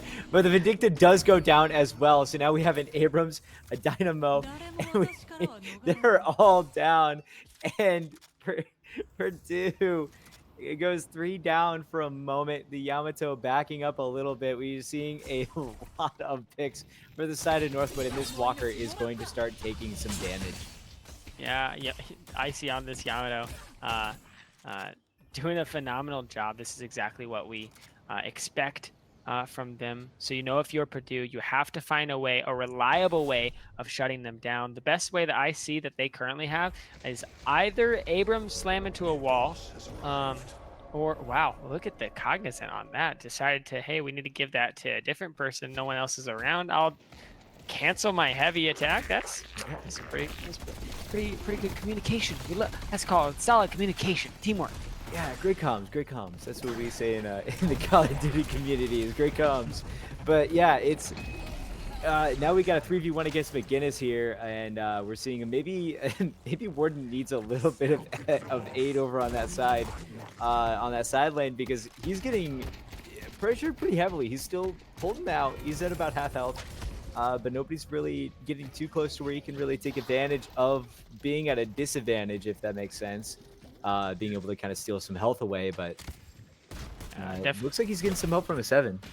Yeah, it's quite a big wave that he just needs to collect, and the rest of his team is going to help him out and kind of push the rest of the team out. Icy on the side lane again, just constantly shoving this in, but Lash going to get taken down. Jester says, "Hi, you're dead," and are going to be able to push towards this Guardian. 7 going to take one for himself as well.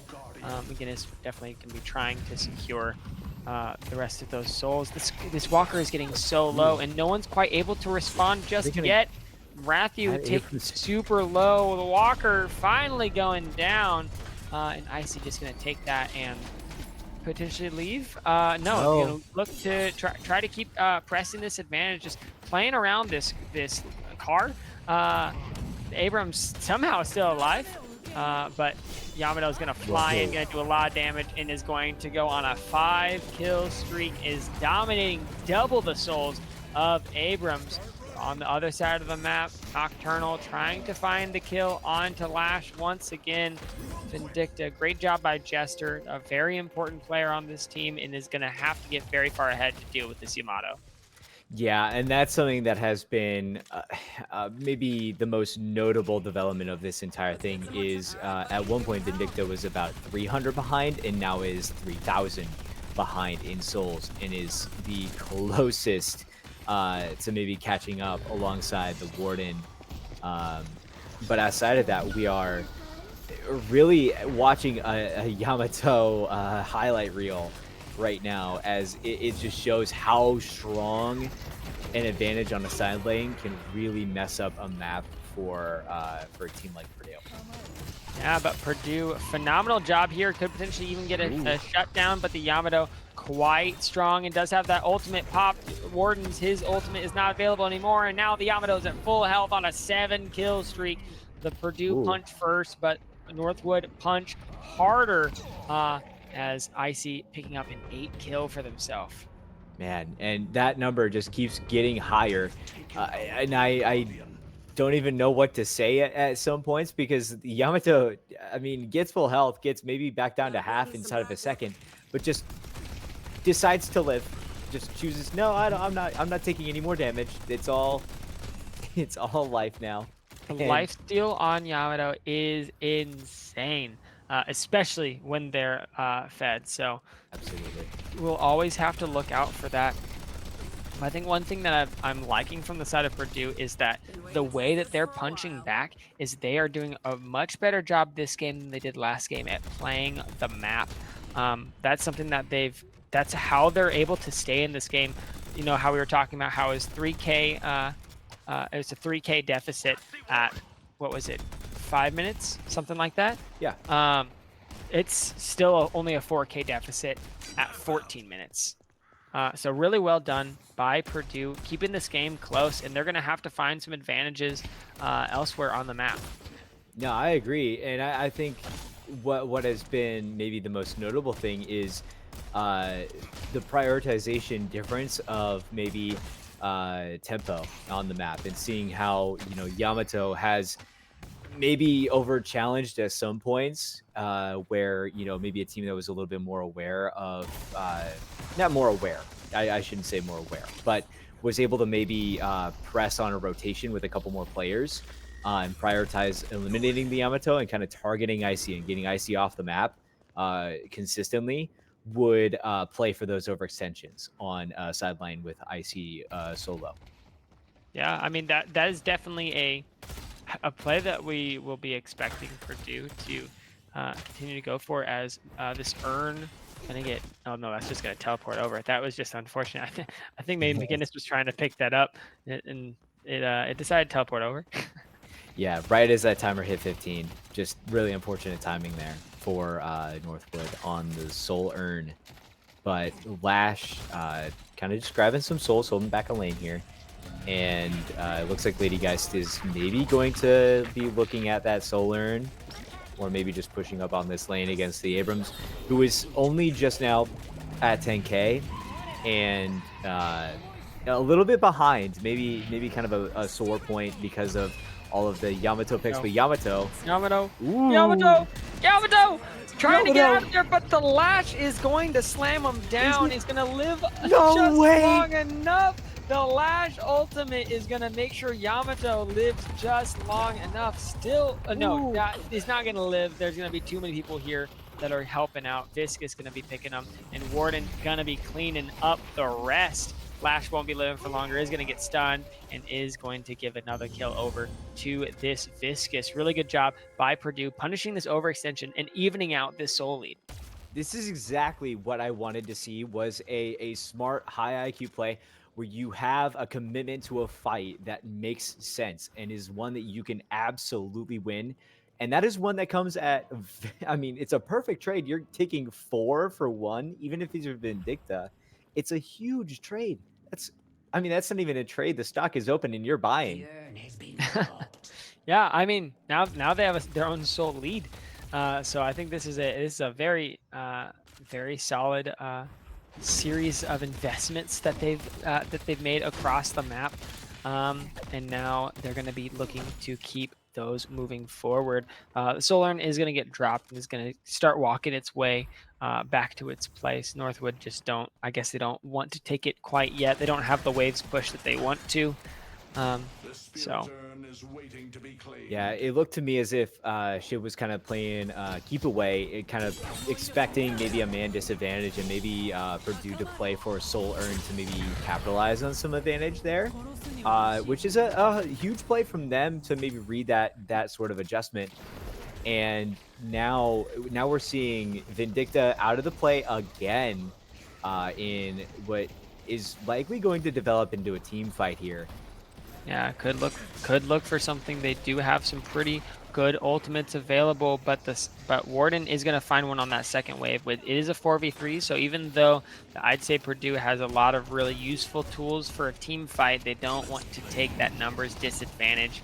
Once Warden rotates over, maybe they can look for something, or maybe if the Viscous rotates over, but the Yamato is going to get this kill, but the 7 is going to be the one that gets killed. I'm sorry. And as the Abrams also falls, the Singularity isn't going to find hardly anything, as Admiral Macron is going to take them all down. This Warden is huge. It is massive, and is going to be trying to find as much as they can, almost matching the souls of the Yamato that's been so far ahead this whole game. Now running for their lives from Crims, who's just burning him alive now at 200 health. Trying to get out of there, and does manage to do it. Could be dangerous. Not Yamato, the Lady Geist could be dangerous, but was not, just sitting behind the wall. Yeah, I'm seeing a lot more life here from Purdue, even though these walkers, apologies, have been eliminated pretty quickly by the Yamato, who's kind of just been targeting these walkers. We're probably going to see the 7 ult is going to be in favor of the 7. Yeah, unfortunately there. So now 2 down for the side of Purdue, 3 down in this unfortunate team fight. Yeah, Northwood is cleaning everybody up in this game 1. And they are having a really good time, but none of their waves are quite pushed. And this Warden it feels like every time Northwood are doing a great job, Warden ends up just picking 3 kills off, like at tail end of a fight. It feels like every single game. Yeah, and it really hurts Northwood's entire plan because, I mean, this Warden is doing everything in his power to make sure that advantages cannot be pressed for fear of low health. And it's being effective because it's pretty effectively stalling out anything that Northwood's trying to do. And especially as you had been mentioning, the lanes, none of them are pushed up close. And that's something that Purdue has been excelling at, is keeping those lanes away from their base, away from the walkers, away from anything, and forcing Northwood to attempt to pull the lanes up, or just to play without any of the minions. Yeah, I mean, this is something that I was criticizing how Purdue was playing in the last game they were in, and what a great adjustment they've made in this game. It seems like in all of these plays, last game it was the fact that they couldn't have proper wave setup. Now it's the opposite. Northwood is not the ones with the lane setup that I would expect them to when they're making for these plays. So really well done switching that up from Purdue, as we could get into a scuffle over here, but the rest of Northwood could use that teleporter to get there. Mirage does have the TP, but a lot of damage is going to take them down super early. The Lash trying to run for his life. The knockdown is going to make sure he lives for a little bit longer, and he is safe. Abrams now on the one that's on the run. Icy going to finally find the 7 on that backside and could be in a dangerous spot, but it is a very strong Yamato. But you know what we say, if there's a fight, Warden is going to pick up a kill on the backside and is going to find one for the side of Purdue, as this fight just equalizes once again. Yeah, and it's a big. I honestly think it's more of a huge pick that Yamato's out than it is that 7 got taken out, because that Yamato is so much of the damage and is so much of the attention that once that pick is in, I feel like Warden has so much more room to play with, except for maybe the Lady Geist as another player in that fight. But the Warden is so far ahead of pretty much anybody else that it is so significant when the Warden enters this any team fight. Yeah, I mean, it's now is the one. He's been the one that's been the saving grace of Purdue, but it's just so much more important that he maintains that, and he's been doing such a phenomenal job on this pick. The Last trying to find him there isn't going to find much and could potentially be in a dangerous spot. The tether not going to land. Looks like they're still in a pretty safe position right now, but the urn is the objective. The urn is available, and there is going to be a fight. The Lady Guys looking for a side lane threat. I'm liking what I'm seeing. Don't you dare teleport over. No, push that lane. Push that lane. Looking for the teleport. Is going to look for this fight. And is going to make sure that Northwood guarantees the soul urn. But the lanes are pushing out from them. Icy is going to find these 7 on this side, on this second lane, as Northwood trying to secure this urn. But the team fight is starting up, and they are starting to get scary. It is a 4 versus 4. Could be in a dangerous spot. The quantum entanglement is going to make sure that Bebop does, or Dynamo does not get knocked down. Is going to knock up 3 on the backside, as the urn finally does get taken. I'm not by Northwood, as they are able to push back Purdue. Purdue trying to run for their lives, and Dynamos could be the next one to fall, but does manage to get out. Could Joe find him? Doesn't pick the right spot to guess. And I guess something to note there too is, I guess from my perspective, hearing you kind of go coach mode for a second there with the Lady Guys saying, no, push this lane up, you have this free. It works out in their favor eventually, but I don't think they needed the Lady Guys for that fight. Most importantly, the Walker went down for free in the first lane. That Walker on that lane used to be there, but an entire wave, because they're not pushing, just disappeared into a Walker, and your Walker is now dead. That's going to make them one step closer to 2 flex slots that you shouldn't be getting for free for no reason. So definitely a confusing macro decision from the side of Northwood, but though they are able to secure the urn, do manage to play the fight very well, and now have waves pushed out, are in a pretty good spot, and are pressing this advantage. Yeah, this is the capitalization of advantage. Those lanes are starting to be pushed up. The fight is coming in. If this goes the right way for Northwood, this could be pretty close. Yeah, really big Singularity is able to shut down this Lash to make sure that Ultimate isn't have the impact that he wanted. Now Brayden is the next one to fall on this Shiv. and Purdue are able to kind of knock them down, and Northwood kind of stumbling there a little bit. Yeah, when we thought, they had that full advantage on that. Now we see Purdue capitalizing on these death timers and going for this mid boss. Do you think we're going to see Northwood pull a little bit of a Don't remind me about Northwood, how much they steal. hey, hey, hey? Hey, no, I don't need reminders. They're not even there. I'm They're right not there even too. there. I'm right there. They're, I'm right there too. They're not even there. they're not even there. They're not even there. You got Uh, it. Calm Northwood, down. okay, for some context, Northwood are have a history of stealing urns, specifically against Nebraska. Yeah. More importantly, the- Nebraska have a history of not getting rejuves. That's a better way of putting it. It's a charity org. Absolutely. Yeah, okay. sure, Yeah. whatever. Anyways, we're talking about Purdue, and they just Yeah. got the rejuvenator, and definitely trying to take this game number one. They need to find these advantages, and even though Icy had such a solid early game, Purdue is making a stand, is able to find some picks, and through just better macro play is able to find some advantages. Yeah, and this is what you were mentioning way earlier in this game is the map play the side of Purdue has been much stronger, and their focus on macro and their focus on the bigger picture, I guess, has been much more noticeable. Where Northwood is very much on the dependency of high skill as individuals, which is beneficial to them. It's keeping them ahead right now in this match. But Purdue is definitely showing signs of life in the macro game for sure.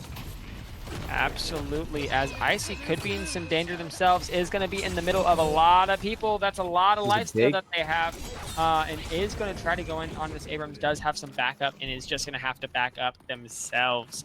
That's a crucial ultimate that is now down, but the Warden is going to get pulled up, and everyone is going to be in a dangerous spot, and the Walker slams them down. Northwood now getting the first pick, and it seems to me that they just have that rejuvenator curse, as Yamato is going to try to be finding some more. They're going to be trying to follow them down. Somehow 7 is going to be able to get out of there, as Purdue are making their way out. Northwood are going to have to respond to this Abrams. Yeah, this Abrams, early on, Abrams is so, I see you shaking your head over there. This is certainly a you conundrum. shouldn't. You can't stay there that long. No. If your team is backing up that far, you got to respond with them. So really well done by Northwood. You can't make those kind of mistakes from the side of Purdue. We've just been talking about how much better they've been playing this game. And then they go do that. Why'd you gotta do that? You're making me feel so proud of you guys. And then, no, and you. Anyways, Caught up in the passion. Northwood is taking the soul urn. Or they're just moving it through the base a little bit. Just gonna be dropping this off and making it so that it's harder for Purdue to take it. Yeah, this is, like we were saying, it's so different in play style between the two teams. And aside from maybe a few mistakes that we have mentioned before, the Purdue ability to be high on macro has been what keeps them in it, but mistakes are going to be what takes them out of it if they're not careful enough. And if you get caught up, tunnel visioned, whatever it may be, when you get into a team fight, that is what might be the dagger in this series. Yeah, we'll have to see who can sheath the knife, and is it going to be Shiv? Could be. But we'll have to see, as Northwood does. I think they have a potential to have good lane states, but Yamato's not moving to that Walker quite yet. As some minions are just going to be dying to Walker for no reason. Purdue trying to recollect themselves, now down 7k souls. They have to find some more advantages, and they are able to find them over and over again. We see them find these fights, but Lash on the hunt, on the prowl, and we've seen some pretty good Lash ultimates so far. Not all of them have been too good, but they do see the Vindicta above. Can they find them? Not quite. They're looking for him. They are able to get on top, but the Vindicta does manage to just squeak out of there. Yeah, maybe a business decision there is what I might call it, you know, for the Vindicta. Maybe, hey, I think I got seen. There's multiple. I think I'm gonna get out of here. When you get caught out in the open, it can be really rough, and especially now where a lot of these deaths are going to be pretty punitive.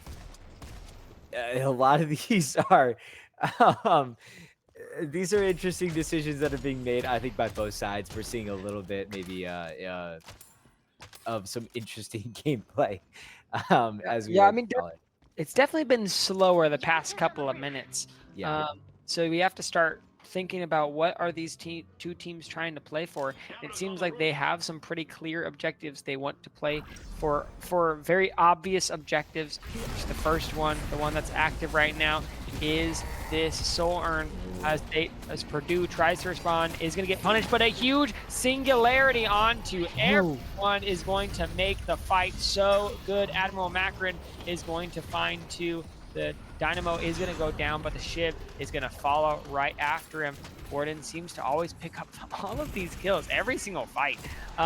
So phenomenal job by him as he's trying to go in, trying to get out, and is going to get shut down. Brims on this backside. It's going to take him down, going to blow him through as the Goo Ball is going to be the next to fall. Jester trying to run for their life, but it's not funny. Guys, it's not funny. Guess what? You're a Jester. It's hilarious as they find the rest of the kills. Faustus is going to pick that one up, and they're going to clear up the last of the Guardians here, and are going to have a fast sip on that first lane. Yeah, and I mean, these base bosses are going to go down really quickly. Northwood now taking full advantage of these long respawn timers. Lash, who was saying, please stop solo ulting me. It's not funny anymore. Just please stop. In the chat, I saw in the text chat, it was funny. But now back up into action. And now the final Walker will go down on top of everything else that has been destroyed as a result of that team fight. 3 players are still out. The Warden is just now getting back into the fight and is now slacking a little bit behind this Liddy Geist, who's now at 39k total souls. And we're very quickly nearing this 400k total soul count between the two teams. Mid-boss is being targeted. Yeah, I think the one being targeted is Abrams. Might have been in the wrong place at the wrong time. Just there a little bit too early in Purdue, which might have been looking to maybe contest, is just not contesting with the right pieces at the right time. Oops. Oops, indeed. Oops, indeed. Probably should not be there at that moment as you're in the middle of 4 people. Now you're a man down, 50 seconds remaining. And it's going to be really interesting to see how Northwood are able to use this Rejuvenator. Looks like it's not going to get contested from the side of Purdue. Northwood, great at taking these Rejuvenators, are just going to secure this and call it good. Move to these lanes, push them out, and look to take game 1. Yeah, and I think you're right. They need to push these lanes out because a lot of these lanes are definitely airing Purdue's favor, but they are definitely pushing up on this one lane for sure. 4 in one lane are pushing up, hard rushing this point. I think they want to take full advantage of this 4v6 in their favor and take out some Guardians. These lanes are starting to go in the favor of Northwood as well. Yeah, I mean they're all getting pushed out. Lady Geist is gonna get pulled into the team, is gonna get taken real low. The Warp Stone is used, but it's just gonna be knocked up and taken down. The ult was not used in time. Big pick indeed, but we'll have to see if Northwood still try to press this advantage. Purdue did get that pick, but the Lady Guy's still up before the 7 is even up. The Warden could be in a dangerous spot, though. Does get knocked down, but is still pretty safe. Without that Lady Geist there, does feel a lot more safe to go in. Rathu taken pretty low as well as Purdue trying to defend as much as they can. They got to protect this shrine, and this Viscous is trying to get some work done. The Abrams could be the next one. Trying to find this McGinnis is just going to get shredded. Could potentially find it down to 80 health. It goes down to the wire as Slew takes them down. The Warden is going to be really important. We still have to continue following the Warden every single one of these fights, but what a great job by the Abrams finally getting an advantage for themselves. Seems like every single one of these fights have been super close. And the rest of Northwood, though, they're still so strong. The ultimate not available, but neither is the Abrams health pool, as everyone starts to get taken down. 2 of Northwood is down. The 7 does pop that ultimate, is going to push out Northwood a little bit, and the Warden ultimate is available, is going onto it, but the Singularity is going to pull in the Lady Geist and is going to get taken down. Now on a 70-second timer is going to really help out Purdue quite a bit, but Dynamo on that long timer. Now McGinnis on this long timer, if Jester goes down, this could be really bad, but just barely lives. Yamato does use that ult to make sure that they're able to get out fine, and Northwood just keep laying on this pressure. They're not stopping, trying to get this patron before everything goes down, but with Purdue's death timers up, we get a little bit of a pause. Wow. What a way for that fight to go. Ow. A lot of things, pure chaos, I think, is what I could define that fight as. Purdue holding on by a thread of, I don't know what kind of material, but a thread of something insanely strong, as they're able to just hold on and just barely get by, as even Yamato was playing behind a wall, trying to pick away at a shrine. There's 2 alive on the side of Northwood in that end of the fight, where they're just trying to melt the patron. I don't even know how to describe the chaos. This is college ball for sure. Yeah, this is college Deadlock. This is what we're here for, as we're only here for 60-minute bangers, and that's all we will provide. And Northwood now trying to secure this urn. They don't know that it is completely free and they can just walk at it and secure it. They finally recognize that, and then now they're depositing the urn, collecting those souls, and expanding their lead. But just before that soul urn was taken, Purdue has able to catch back up pretty well, and had brought the soul lead down to as low as it's been in the last like 20 minutes. So really well done job by Purdue, getting those crucial kills, getting those crucial shutdowns, and is going to be trying to fix these lanes, get themselves into a position where they can fight, because they still have such a good team fight with this Warden, with this Dynamo, with this 7. Vindicta really good at chasing. So we'll have to see if Purdue are able to create a state of a map where they can find something. They can find something good so that they can get their own advantages. Yeah.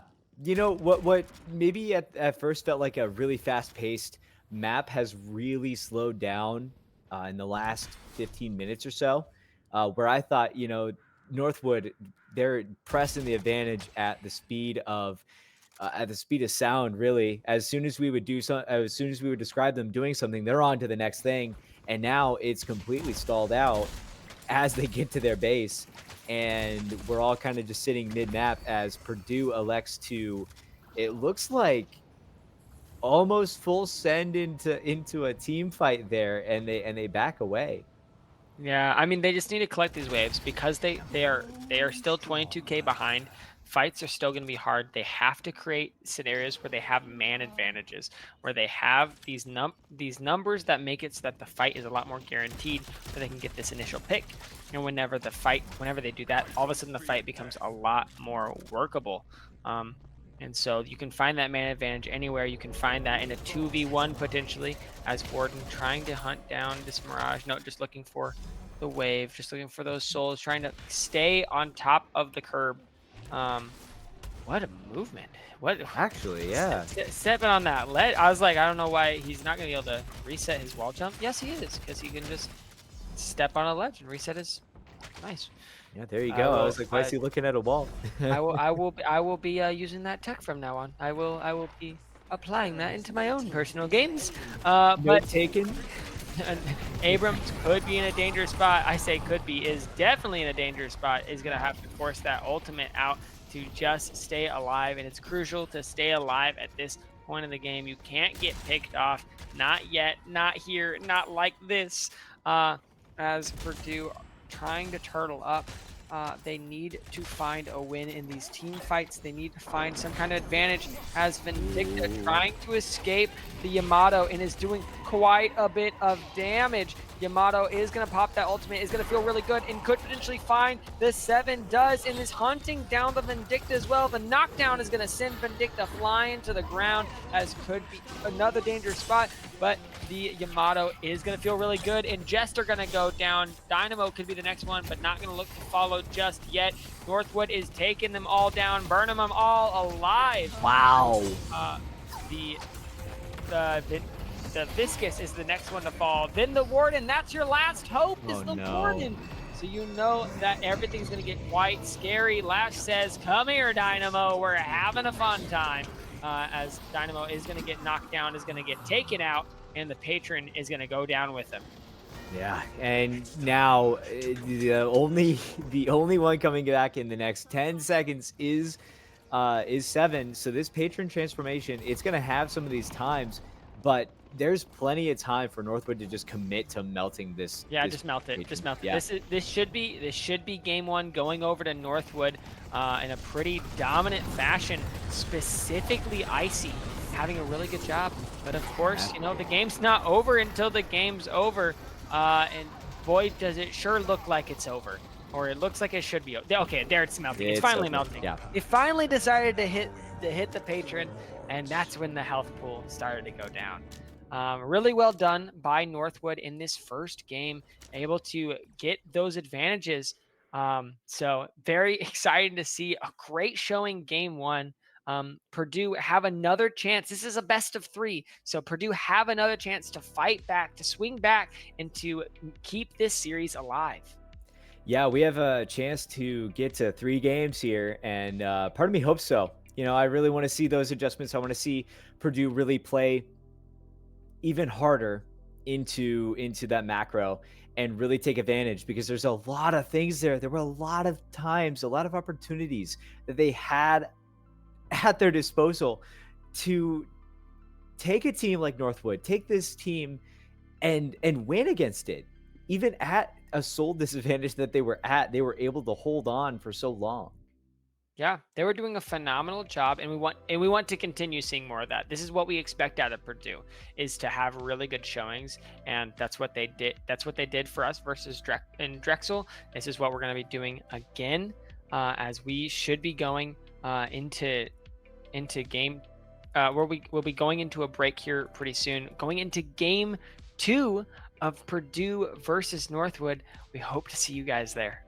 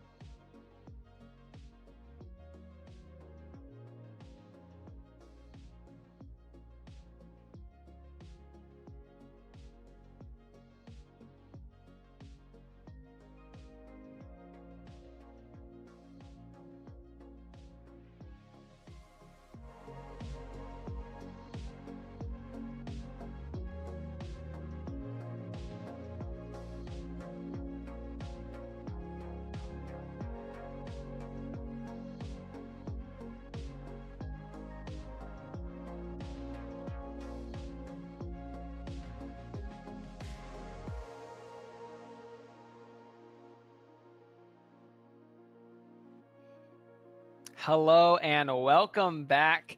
My name is Patrick Patio. We have Clone with me for round two. This is semifinals. This is Northwood versus Purdue. Northwood did take game one, but Purdue looking to swing back in this game. So we excited to see what they have up. They'll have first pick in this upcoming draft. Yeah, we need to see. I guess what I would like to see is a lot of adjustment. I would also like to see that blazer that you got there. That's a really sick holiday blazer. Thank you, thank you. Well, Yeah, it is for the holiday bash. It's the it's Winter festive. Invitational, Yeah, hosted by College Deadlock and Purdue. One of our hosting this tournament. So thank you guys for putting this together. But yeah, we trying to be festive for this because these are show matches. We're having a lot of fun, and these games have been a lot of fun. yeah, Long games. They're not being kind on our voices. What the heck? yeah. I mean, look, I love to see the endurance play. I like to see it all, and I like seeing the back and forth, the high content, of both teams. The it's just great. It's great. I love a game that can really extend itself and show just how close schools can be on competitiveness, and this is one of them. Absolutely. And one thing that I want to see switch up from the side of Purdue is you need to have an answer for two people in particular, and it's Icy and it's Crims from Northwood. This is what I was gonna say. Yamato Band is a phenomenal one, and then you can first pick the Lady Geist to take it away from Crims because I know that they play Lady Geist. So that's what I'm kind of hoping to see. Lady Geist pick right here, or Warden. I'm fine with that. I'm fine with that, even though they're gonna get the Lady Geist. Warden is such a solid pick. Yeah, and I think that's probably a decision that they make because of how effective it was last game, and how strong I think they feel on it right now. And that is definitely a flow pick where you're in flow with it, and as you said, Lady Geist is likely to go to Northwood once again, which was also a really strong pick from them in the last game. Yeah, a phenomenal pick, doing a lot. I would expect it to go over to Crims again, though I do know that this is another one of Ice's pick, so it is a flex pick. We could see. I'm not sure what the rest of Crims's pool is, but I know that Ice is a little bit pinched after the Yamato and Lady Guys, from what I can remember. Um, so we'll have to see. But the Lady Guys is going to get locked in for the side of Northwood, and we could see some switch up. I wouldn't expect them to, without the Yamato, I wouldn't expect them to go so heavy into this side lane pushing identity.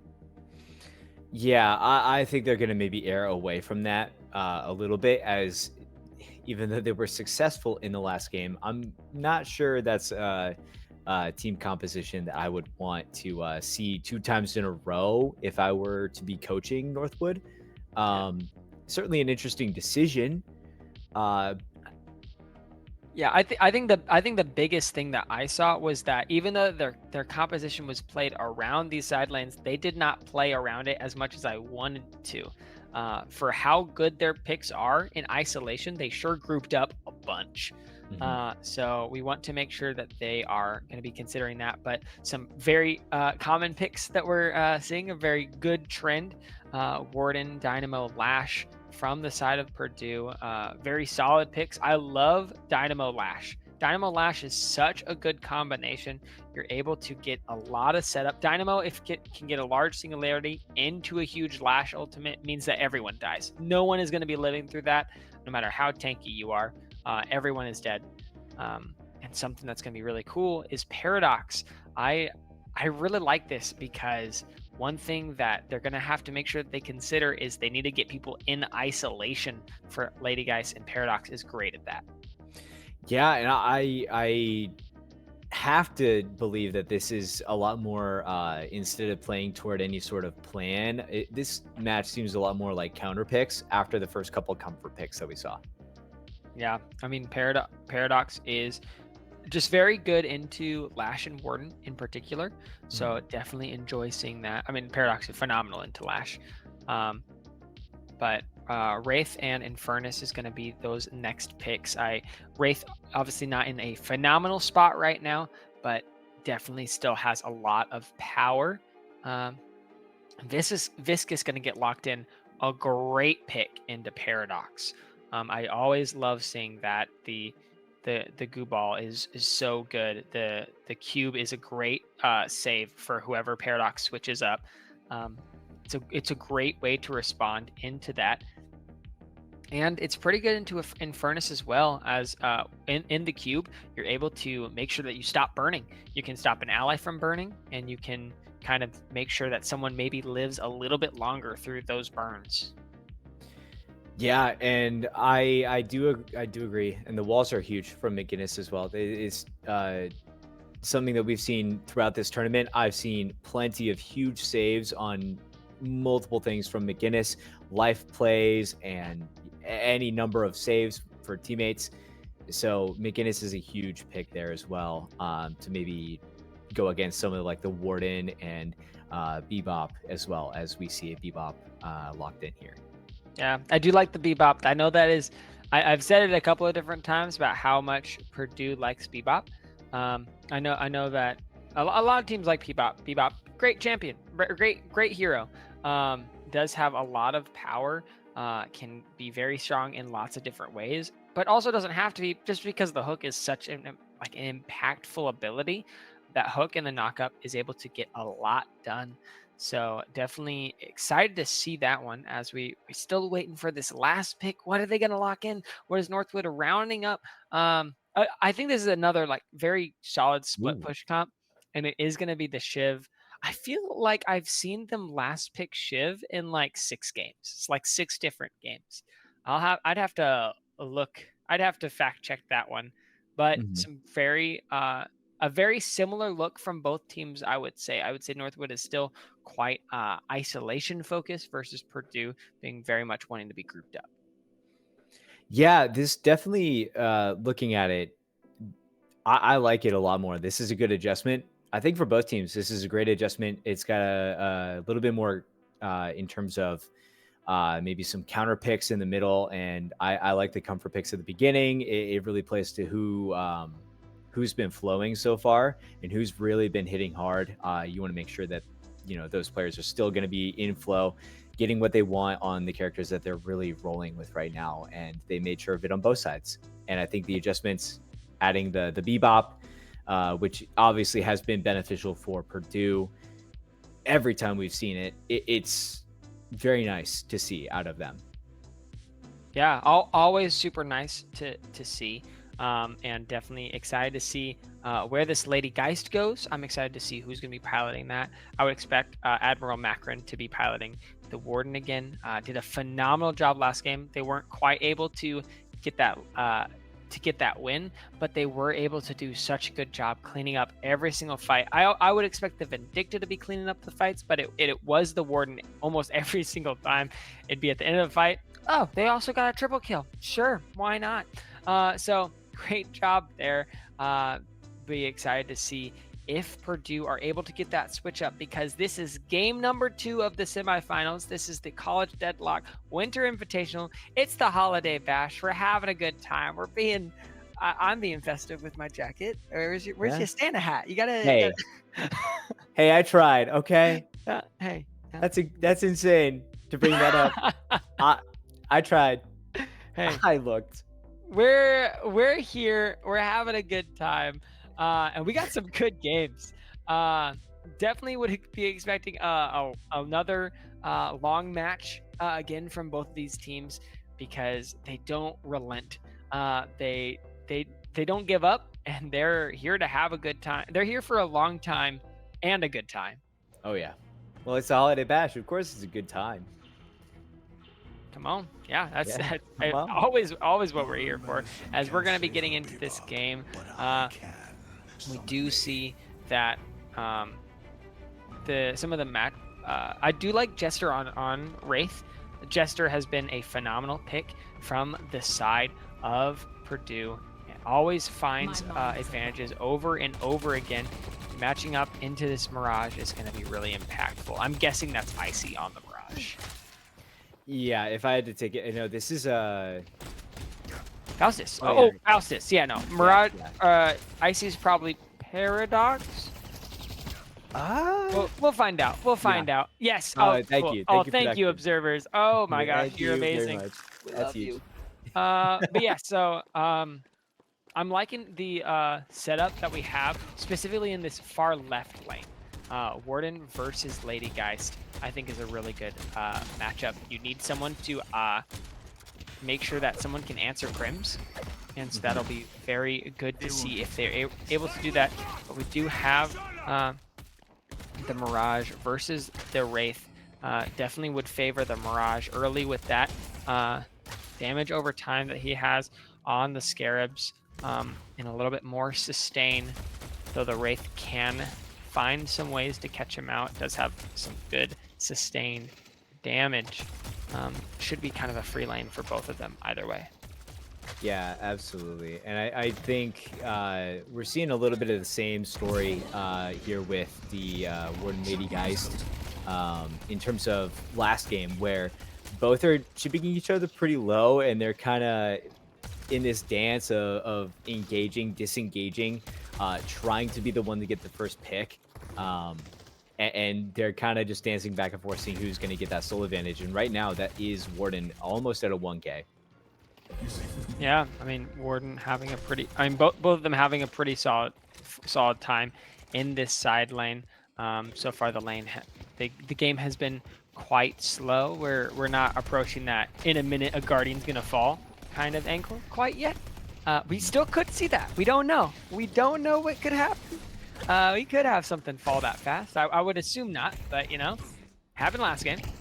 Yeah, it did happen last game. I think the main difference here, though, is that there's not any sort of significant amount of picks within the first 3 or so minutes that we had in that first game. There's no Yamato Abrams, diff sort of there, where we're not seeing huge rush into a character that's not properly built yet. Oh. Yeah, the hook was quite close. That Ooh. that slide out from the Shiv just barely gonna keep him alive. But Flash taking quite low. McGinnis just shredding him down in that third lane. But is just gonna keep living, and everyone's just gonna be trading souls. Purdue in a little bit of a deficit. Just needs to collect some of the souls that are currently sitting on the map, and they'll be right even with the rest of Northwood, as this game is, yeah, definitely. I mean, we're still only in the first 3 minutes. We're talking like it's like, oh, this is a super slow game. It just started. We're just here. Yeah, there's, and look at the health on all of these Purdue players as well. Lash is super low. This Bebop is feeling the pressure. Warden, I think, has probably not been full health since starting to go back and forth here with Lady Geist, but is feeling the pressure from Lady Geist now, whereas the pressure before was definitely on Lady Geist. And some damage will be felt on this Guardian, as maybe the Warden is buying an item or two. Yeah, Lady Guy's trying to pop that healing right. Is finally going to manage to do that, as Admiral Mraken going to bring down the claw, but not just to push him back a little bit so that they can get some pressure on the wave. As we have some action in the third lane, Flash is going to be on the wrong side of the Guardian. It is going to go down himself. Dynamo too. Yeah, Dynamo quite low, but did manage to get out of there. Make sure that they're A-okay. Yeah, that's. We're seeing the pressure once again favor Northwood, and an early game has so far been favoring them, probably at about what 1500 soul advantage roughly right now. Looking at like the changing of about 2K now. Yeah, I mean, Northwood, they had a pretty solid advantage at the start of last game, specifically because of Icy's laning prowess. Now it's just due to 1 or 2 picks that have happened here, or specifically just onto the Slash. Yeah, and the Lash has been a bit of a hurting point right now. Is the only one still at about in the 2000 range. In the lobby now, actually, as they are trying to get back in on lane here to maybe contest against one of these towers going down. Yeah. And Should be fine to secure it. Just getting some pretty good movement. Always enjoy whenever you see someone leave off the zip line like that. It's just solid movement. You enjoy seeing just good movement. That's why I enjoy Deadlock, is because I love how complex the movement can get. The skill expression in the movement is super cool. So definitely love it, seeing characters like Lash who have very complex, very skill expressive movement, and using that in various ways. Specifically in that instance, wall bouncing off the, doing the control off the wall into the wall bounce into the ground slam. But yeah, I mean, just very solid. That hook keeps barely missing this shiv. I swear, it's got like the hitbox is. It's the opposite of a Nautilus hook. It's just barely not gonna miss every time. yeah, it's right there, and I feel like once this debuff starts to really click with the grapple, it's going to be really hard to escape it. But that'll be more of a mid to late game thing. I would assume from the bebop is going to be a lot of those grapple plays. And we'll have to see how it goes, as we could get into a little bit of a fight here in this second lane. The Viscous quite low, the bebop low themselves, and is burning, and is finally going to go down. Time Joe is going to pick up a kill for himself. Viscous too is low. Another one. They're just burning down. They did have Viscous have an assist onto Viscous. Was that? That's what it said. That's what it said. Check the VOD. I swear. As Slew is going to be on the wrong side of the wall, trying to get out of there. But the Paradox is going to get that swap up. But the punch is good. The headshot is going to get him. Icy is going to be trying to get as much damage. But the ult from the Lash is going to make sure he lives for just a little while longer, trying to make sure he escapes. Trying to find this Paradox, but they're both super low. The Quantum Entanglement trying to pull them both out. They're trying to escape. Icy does find the one. Can they find the other? Lash now on quite a bit of health. Could be really dangerous for Icy to look for anything, as the rotations could start being here, but they are able to get out just enough so that they can so that Lash can live to see another day. Yeah, Lash getting dangerously low in my opinion on that fight, but also had the dynamo super low, so it was kind of this game of cat and mouse of who's going to catch who out, and ended up just Lash getting out of there.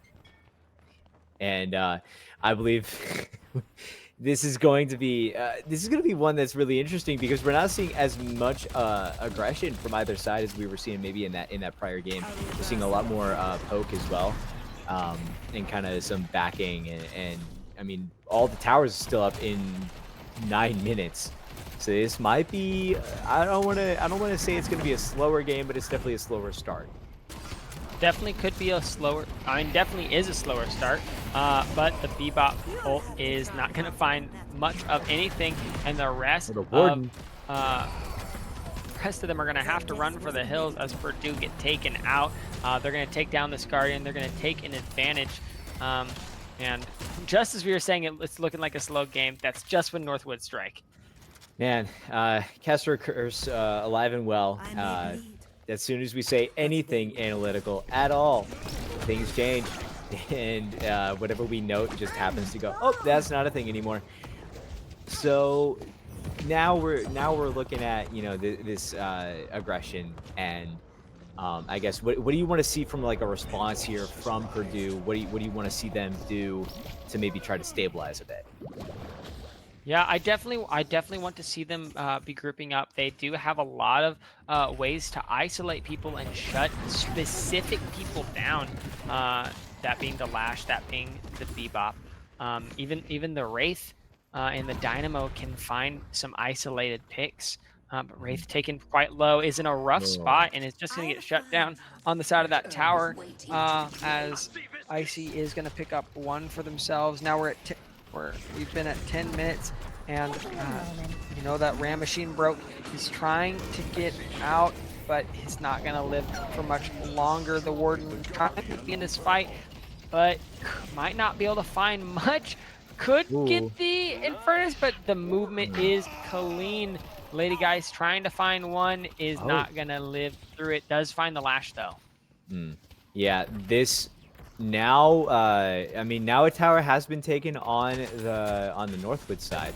But we are now seeing a bit more sway toward Northwood. It's still in no, it's in Northwood's court in terms of a soul advantage.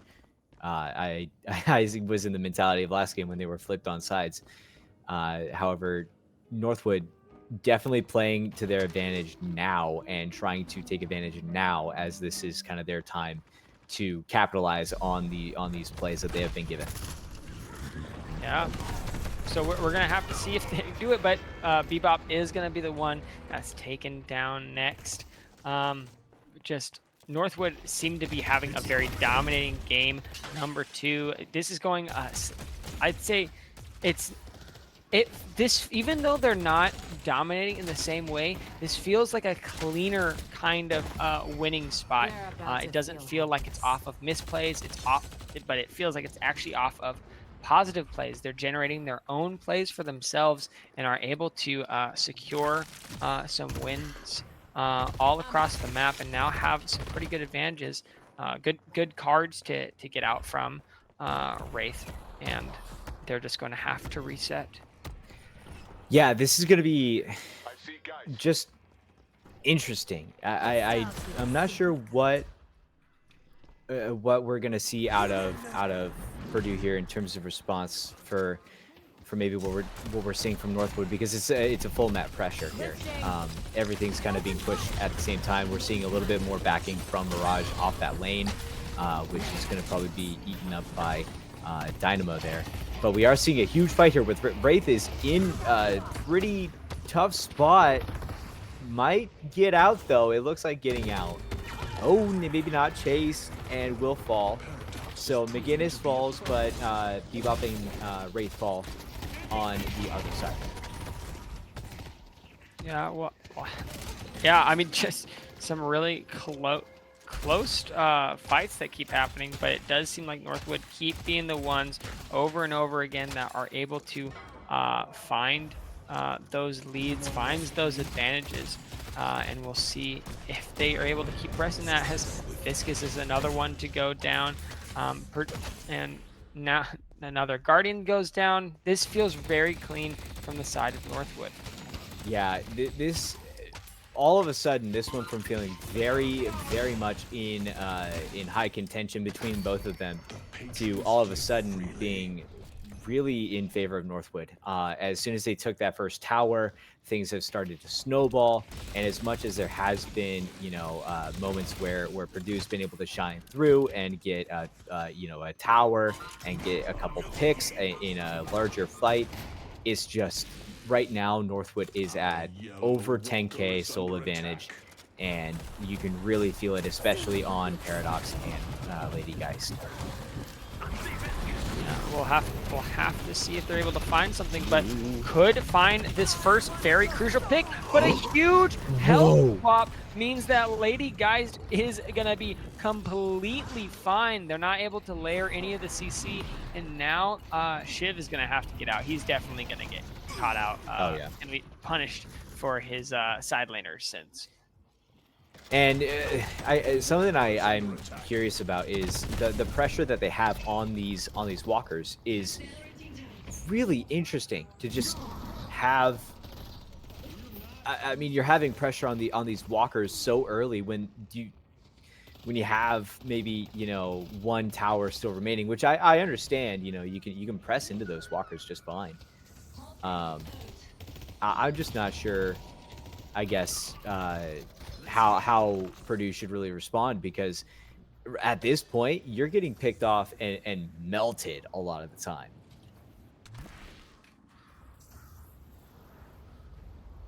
Yeah, I mean, you're gonna have to. I mean, if you're Purdue, you have to start asking yourselves, this is do or die. This is when you have to make that this is the game that counts. If you lose this game, this is it. So the fact that it's getting so rough, it's starting to be real scary. But the knockup is going to be good from the side of the Lash, trying to get on to this Lady Geist, and is going to land that ultimate. The Singularity is here as well. The ultimate is not available, and the kill is finally going to go over. Purdue showing some life. Just when they need to as well. This is really coming down to that needed to happen. That 16K to pretty much everyone else's 10K. Bebop is still under 10K. We're at 9K on Bebop. It's 15 minutes in as opposed to, 12 or higher on the opposing team. And Northwood is really taking advantage of that. Bebop is getting sent to respawn almost every single fight. Not able to do a whole lot, even with ult and everything else. And this last Guardian is going to go down, and Northwood is really starting to snowball, even with the Lady Geist pick. And Warden's still waiting for respawn. Yeah, I mean, whenever you make a play like that, you do have to make something. If you're gonna make somewhere a strong side, you have to make somewhere else weaker. And you're seeing that everything that you do is gonna be a risk, and that risk is gonna be punished from the side of Northwood, even though that. The value probably did go in the favor of Purdue for that pick. They did need that shutdown. Doesn't mean that the Guardians are not going to go down. The Walkers are not going to go down, and the Waves are not going to get shoved in. Yeah, and now we have Wraith out for 20 seconds as well, which is another man advantage for Northwood, who are it looks like they're maybe airing that Soul Urn, but I might be mistaken. We have, I mean, about 2.5 minutes if they really want to play with this before it gets teleported somewhere else. But up until then, we're really waiting to see what Northwood wants to do with this, with what they have, because they are at such a significant advantage. This is 16,000 benefit, almost 1,000 a minute benefit over Purdue. Yeah, and now they're trying to, like, they could be setting up for this urn. They have so many options to continue pressing that advantage. They could look for these urns. They could just look for the waves, but looks like they're just going to be clearing their own camps, going to be making sure that they secure all of their guaranteed value on the map and looking to continue pressing that forward.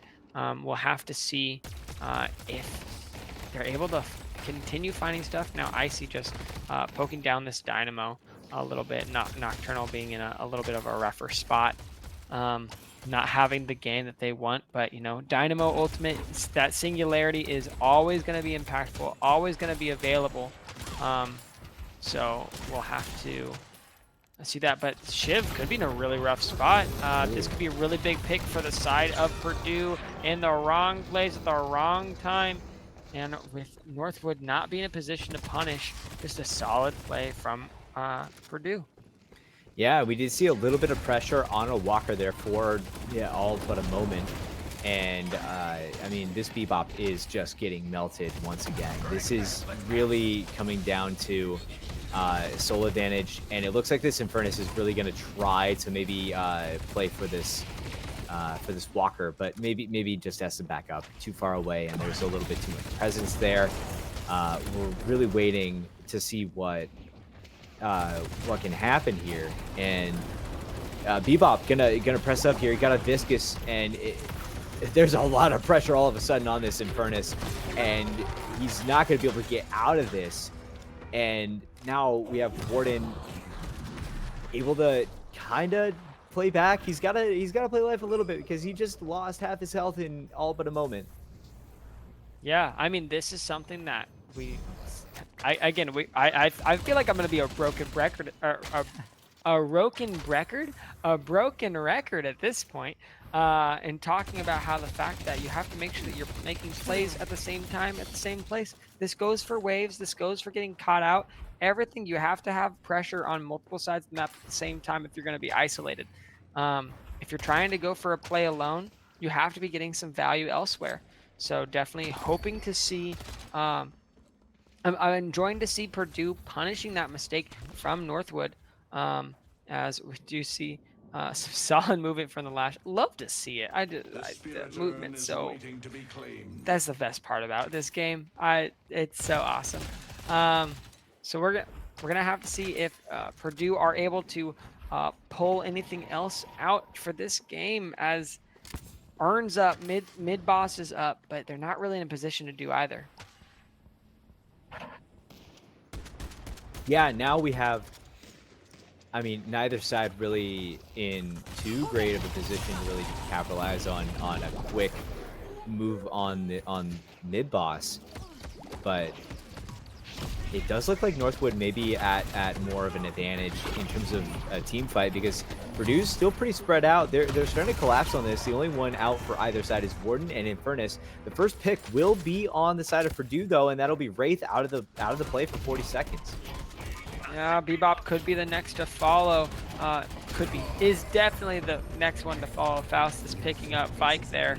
And now with 2 down, Northwood should feel very comfortable trying to press a very large advantage. The Tornado is going to pull up this Viscous, and he is going to tick down. He is going to get taken out. Braden does go down. Admiral Macron is able to find him, trying to defend this Walker, but Dynamo, trying to escape a little bit, is able to get out.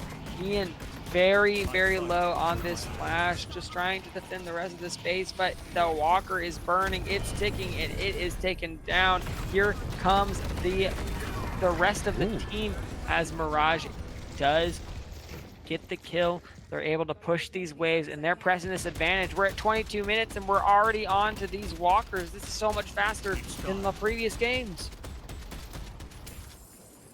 Yeah, this one is just going by so much faster. As slow as that first 10 minutes was, this is really just something else of a game. This is so much more composed, I feel like, from Northwood, as a response to maybe an awareness of lacking some of the macro play in that first series that kept Purdue in it. Now we're seeing they're taking full control. And I do also want to note, I don't think we've really messed with Solar this entire time.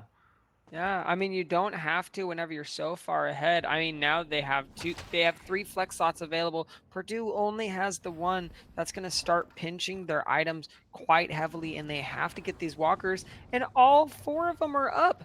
So this is going to get even harder and harder now. 28k ahead. Northwood, I think what you had said was totally on the nose. Composed. This squad is playing so much better than last game, and it's not through just sheer outhandsing. I don't have to like just aim better than you. I'm gonna play the map better than you. And now they're starting to do that. That was our criticism last game. They're having their advantage feels more solid. It feels more structured, and that's why they're able to push these advantages so well.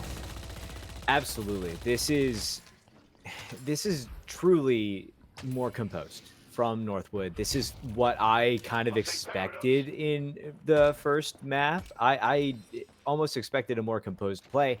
It's like they were kind of maybe playing around with some weird picks in the first match to kind of experiment some things, but I'm not too sure what Purdue's really able to do at this point to really adjust, because they really only have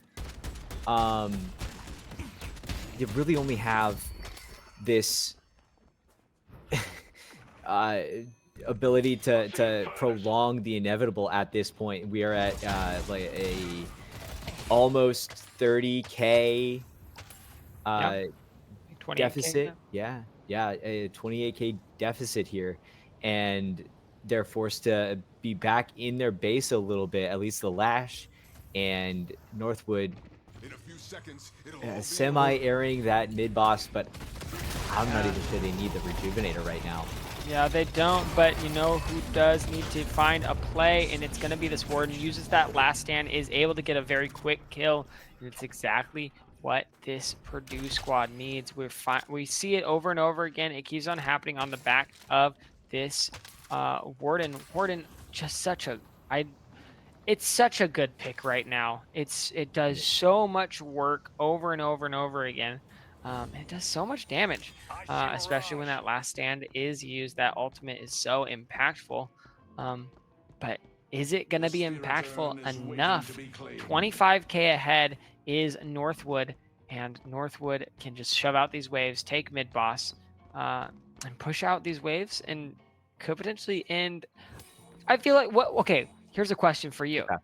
All right. How early do you think North could win this in theory? You know, it's hard. It's hard because I've said I've thought it a couple times in my head, and part of me wants to say in the next 10 minutes. Next 10 minutes might get a little bit hard for them to end in the next 10 minutes if Purdue keeps striking back, as they are able to find one pick onto the McGinnis, trying to find another one. The Bebop is quite low as they try to get out. They weren't able to finish off that Infernus. Just a really solid pick there. Icy trying to go there, does end up getting the Bebop, trying to hunt down the Dynamo, as well as they are pressing forward. And the Paradox trying to slow down the Dynamo, does have the switch available, doesn't quite need it, just getting these kills, getting the pressure on, and he's gonna get some damage onto this tower as the wave is here. They're gonna get one Guardian, they're gonna get two.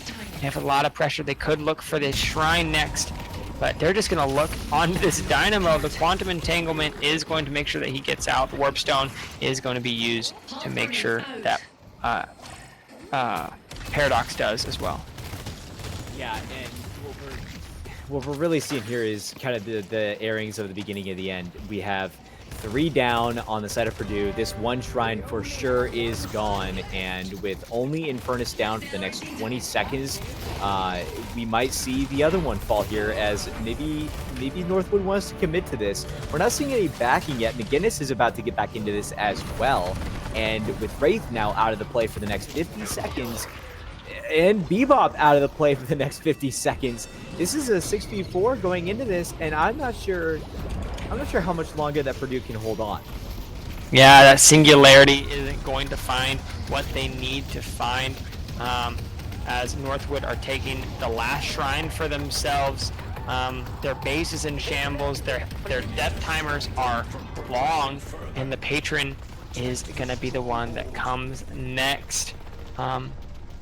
Trying to clear the rest of these base bosses, these these inner guardians, will be interested to see. But they're just going to reset, recuperate, get these waves shoved out, spend all this money that. Oh no, they're just going to go straight to mid boss. Yeah, and I do want to know on record that the mic is now fixed. It seems anyway. Try talking for a second. Huh? Hello, testing. Oh, thank God. Okay, we're good. Okay. Oh. Yeah, I don't know what happened there. But it was loud for a little bit. But we're back. We're fine. We're good now. Yeah, cool. we're good now. We're good. We're cool. I'm glad I changed nothing. Sick that I have no idea what happened. Perfect. Yeah, that's great. But Northwood, they actually back out, as I didn't catch if they got the Patron or if they just got Shrines and got out of there. Yeah, I mean they're just gonna get out. I mean, they have so many opportunities to so many avenues into winning this game, and the realistic avenue is that they just take these advantages. Furnace still managing to barely get out of this, and they are looking for a fight. The Paradox is going to get the switch up, but the Lash is going to barely make it out of there. They're hunting them down. Lady Geist is going to be trying to get onto them, and there's going to be doing so much damage. Mike's going to be the first one to fall. Jester is the one that's next, and you know Nocturnal trying to knock him up, is trying to get him down, but the Warp Stone is here, and he is going to be ticking, boom, boom, bang, pow. The rest of his health bar is going to go down. Viscus is next to fall, and you know that might just be the end of it. Everyone is going to get aced from the side of Purdue. Northwood making a huge statement and are going to be sending them. They have to finish still. They have the rest of the game. But if they are able to transform this Patron, they will be sending themselves to the finals for the first ever College Deadlock Winter Invitational, the Holiday Bash. But they are now up. We have 3 up. Bebop could look for a hook, but the wall could make things a little bit complicated. The Lash is up, which does have the ult, could be really impactful, is able to grab a couple, but the Paradox switch is so good! Only grabbing the Paradox means that the Lash ult doesn't do what they need it to do. The Amber Patron is weakened, and Purdue is in shambles. Northwood being dominating over and over and over again, having an insane 40k soul lead, are able to win the series 2-0. Wonderful job by Northwood. Clean game compared to the first one. Yeah, I don't even know what to say. That was definitive. That was a definitive game through and through. Again, composed.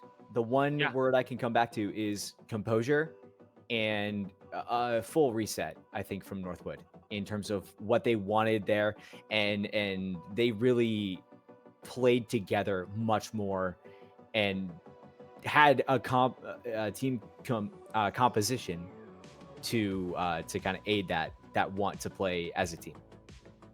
Yeah, and we'll have to see how they continue moving forward, as you know that Northwood will be going to the finals. They not sure who they will play quite yet, but you can find them on the College Deadlock Twitch. So make sure to head over there. I think we might also be rating them. I think we're rating them. Yes. So that'll be very exciting. A wonderful job to Northwood, but Purdue, they are knocked out.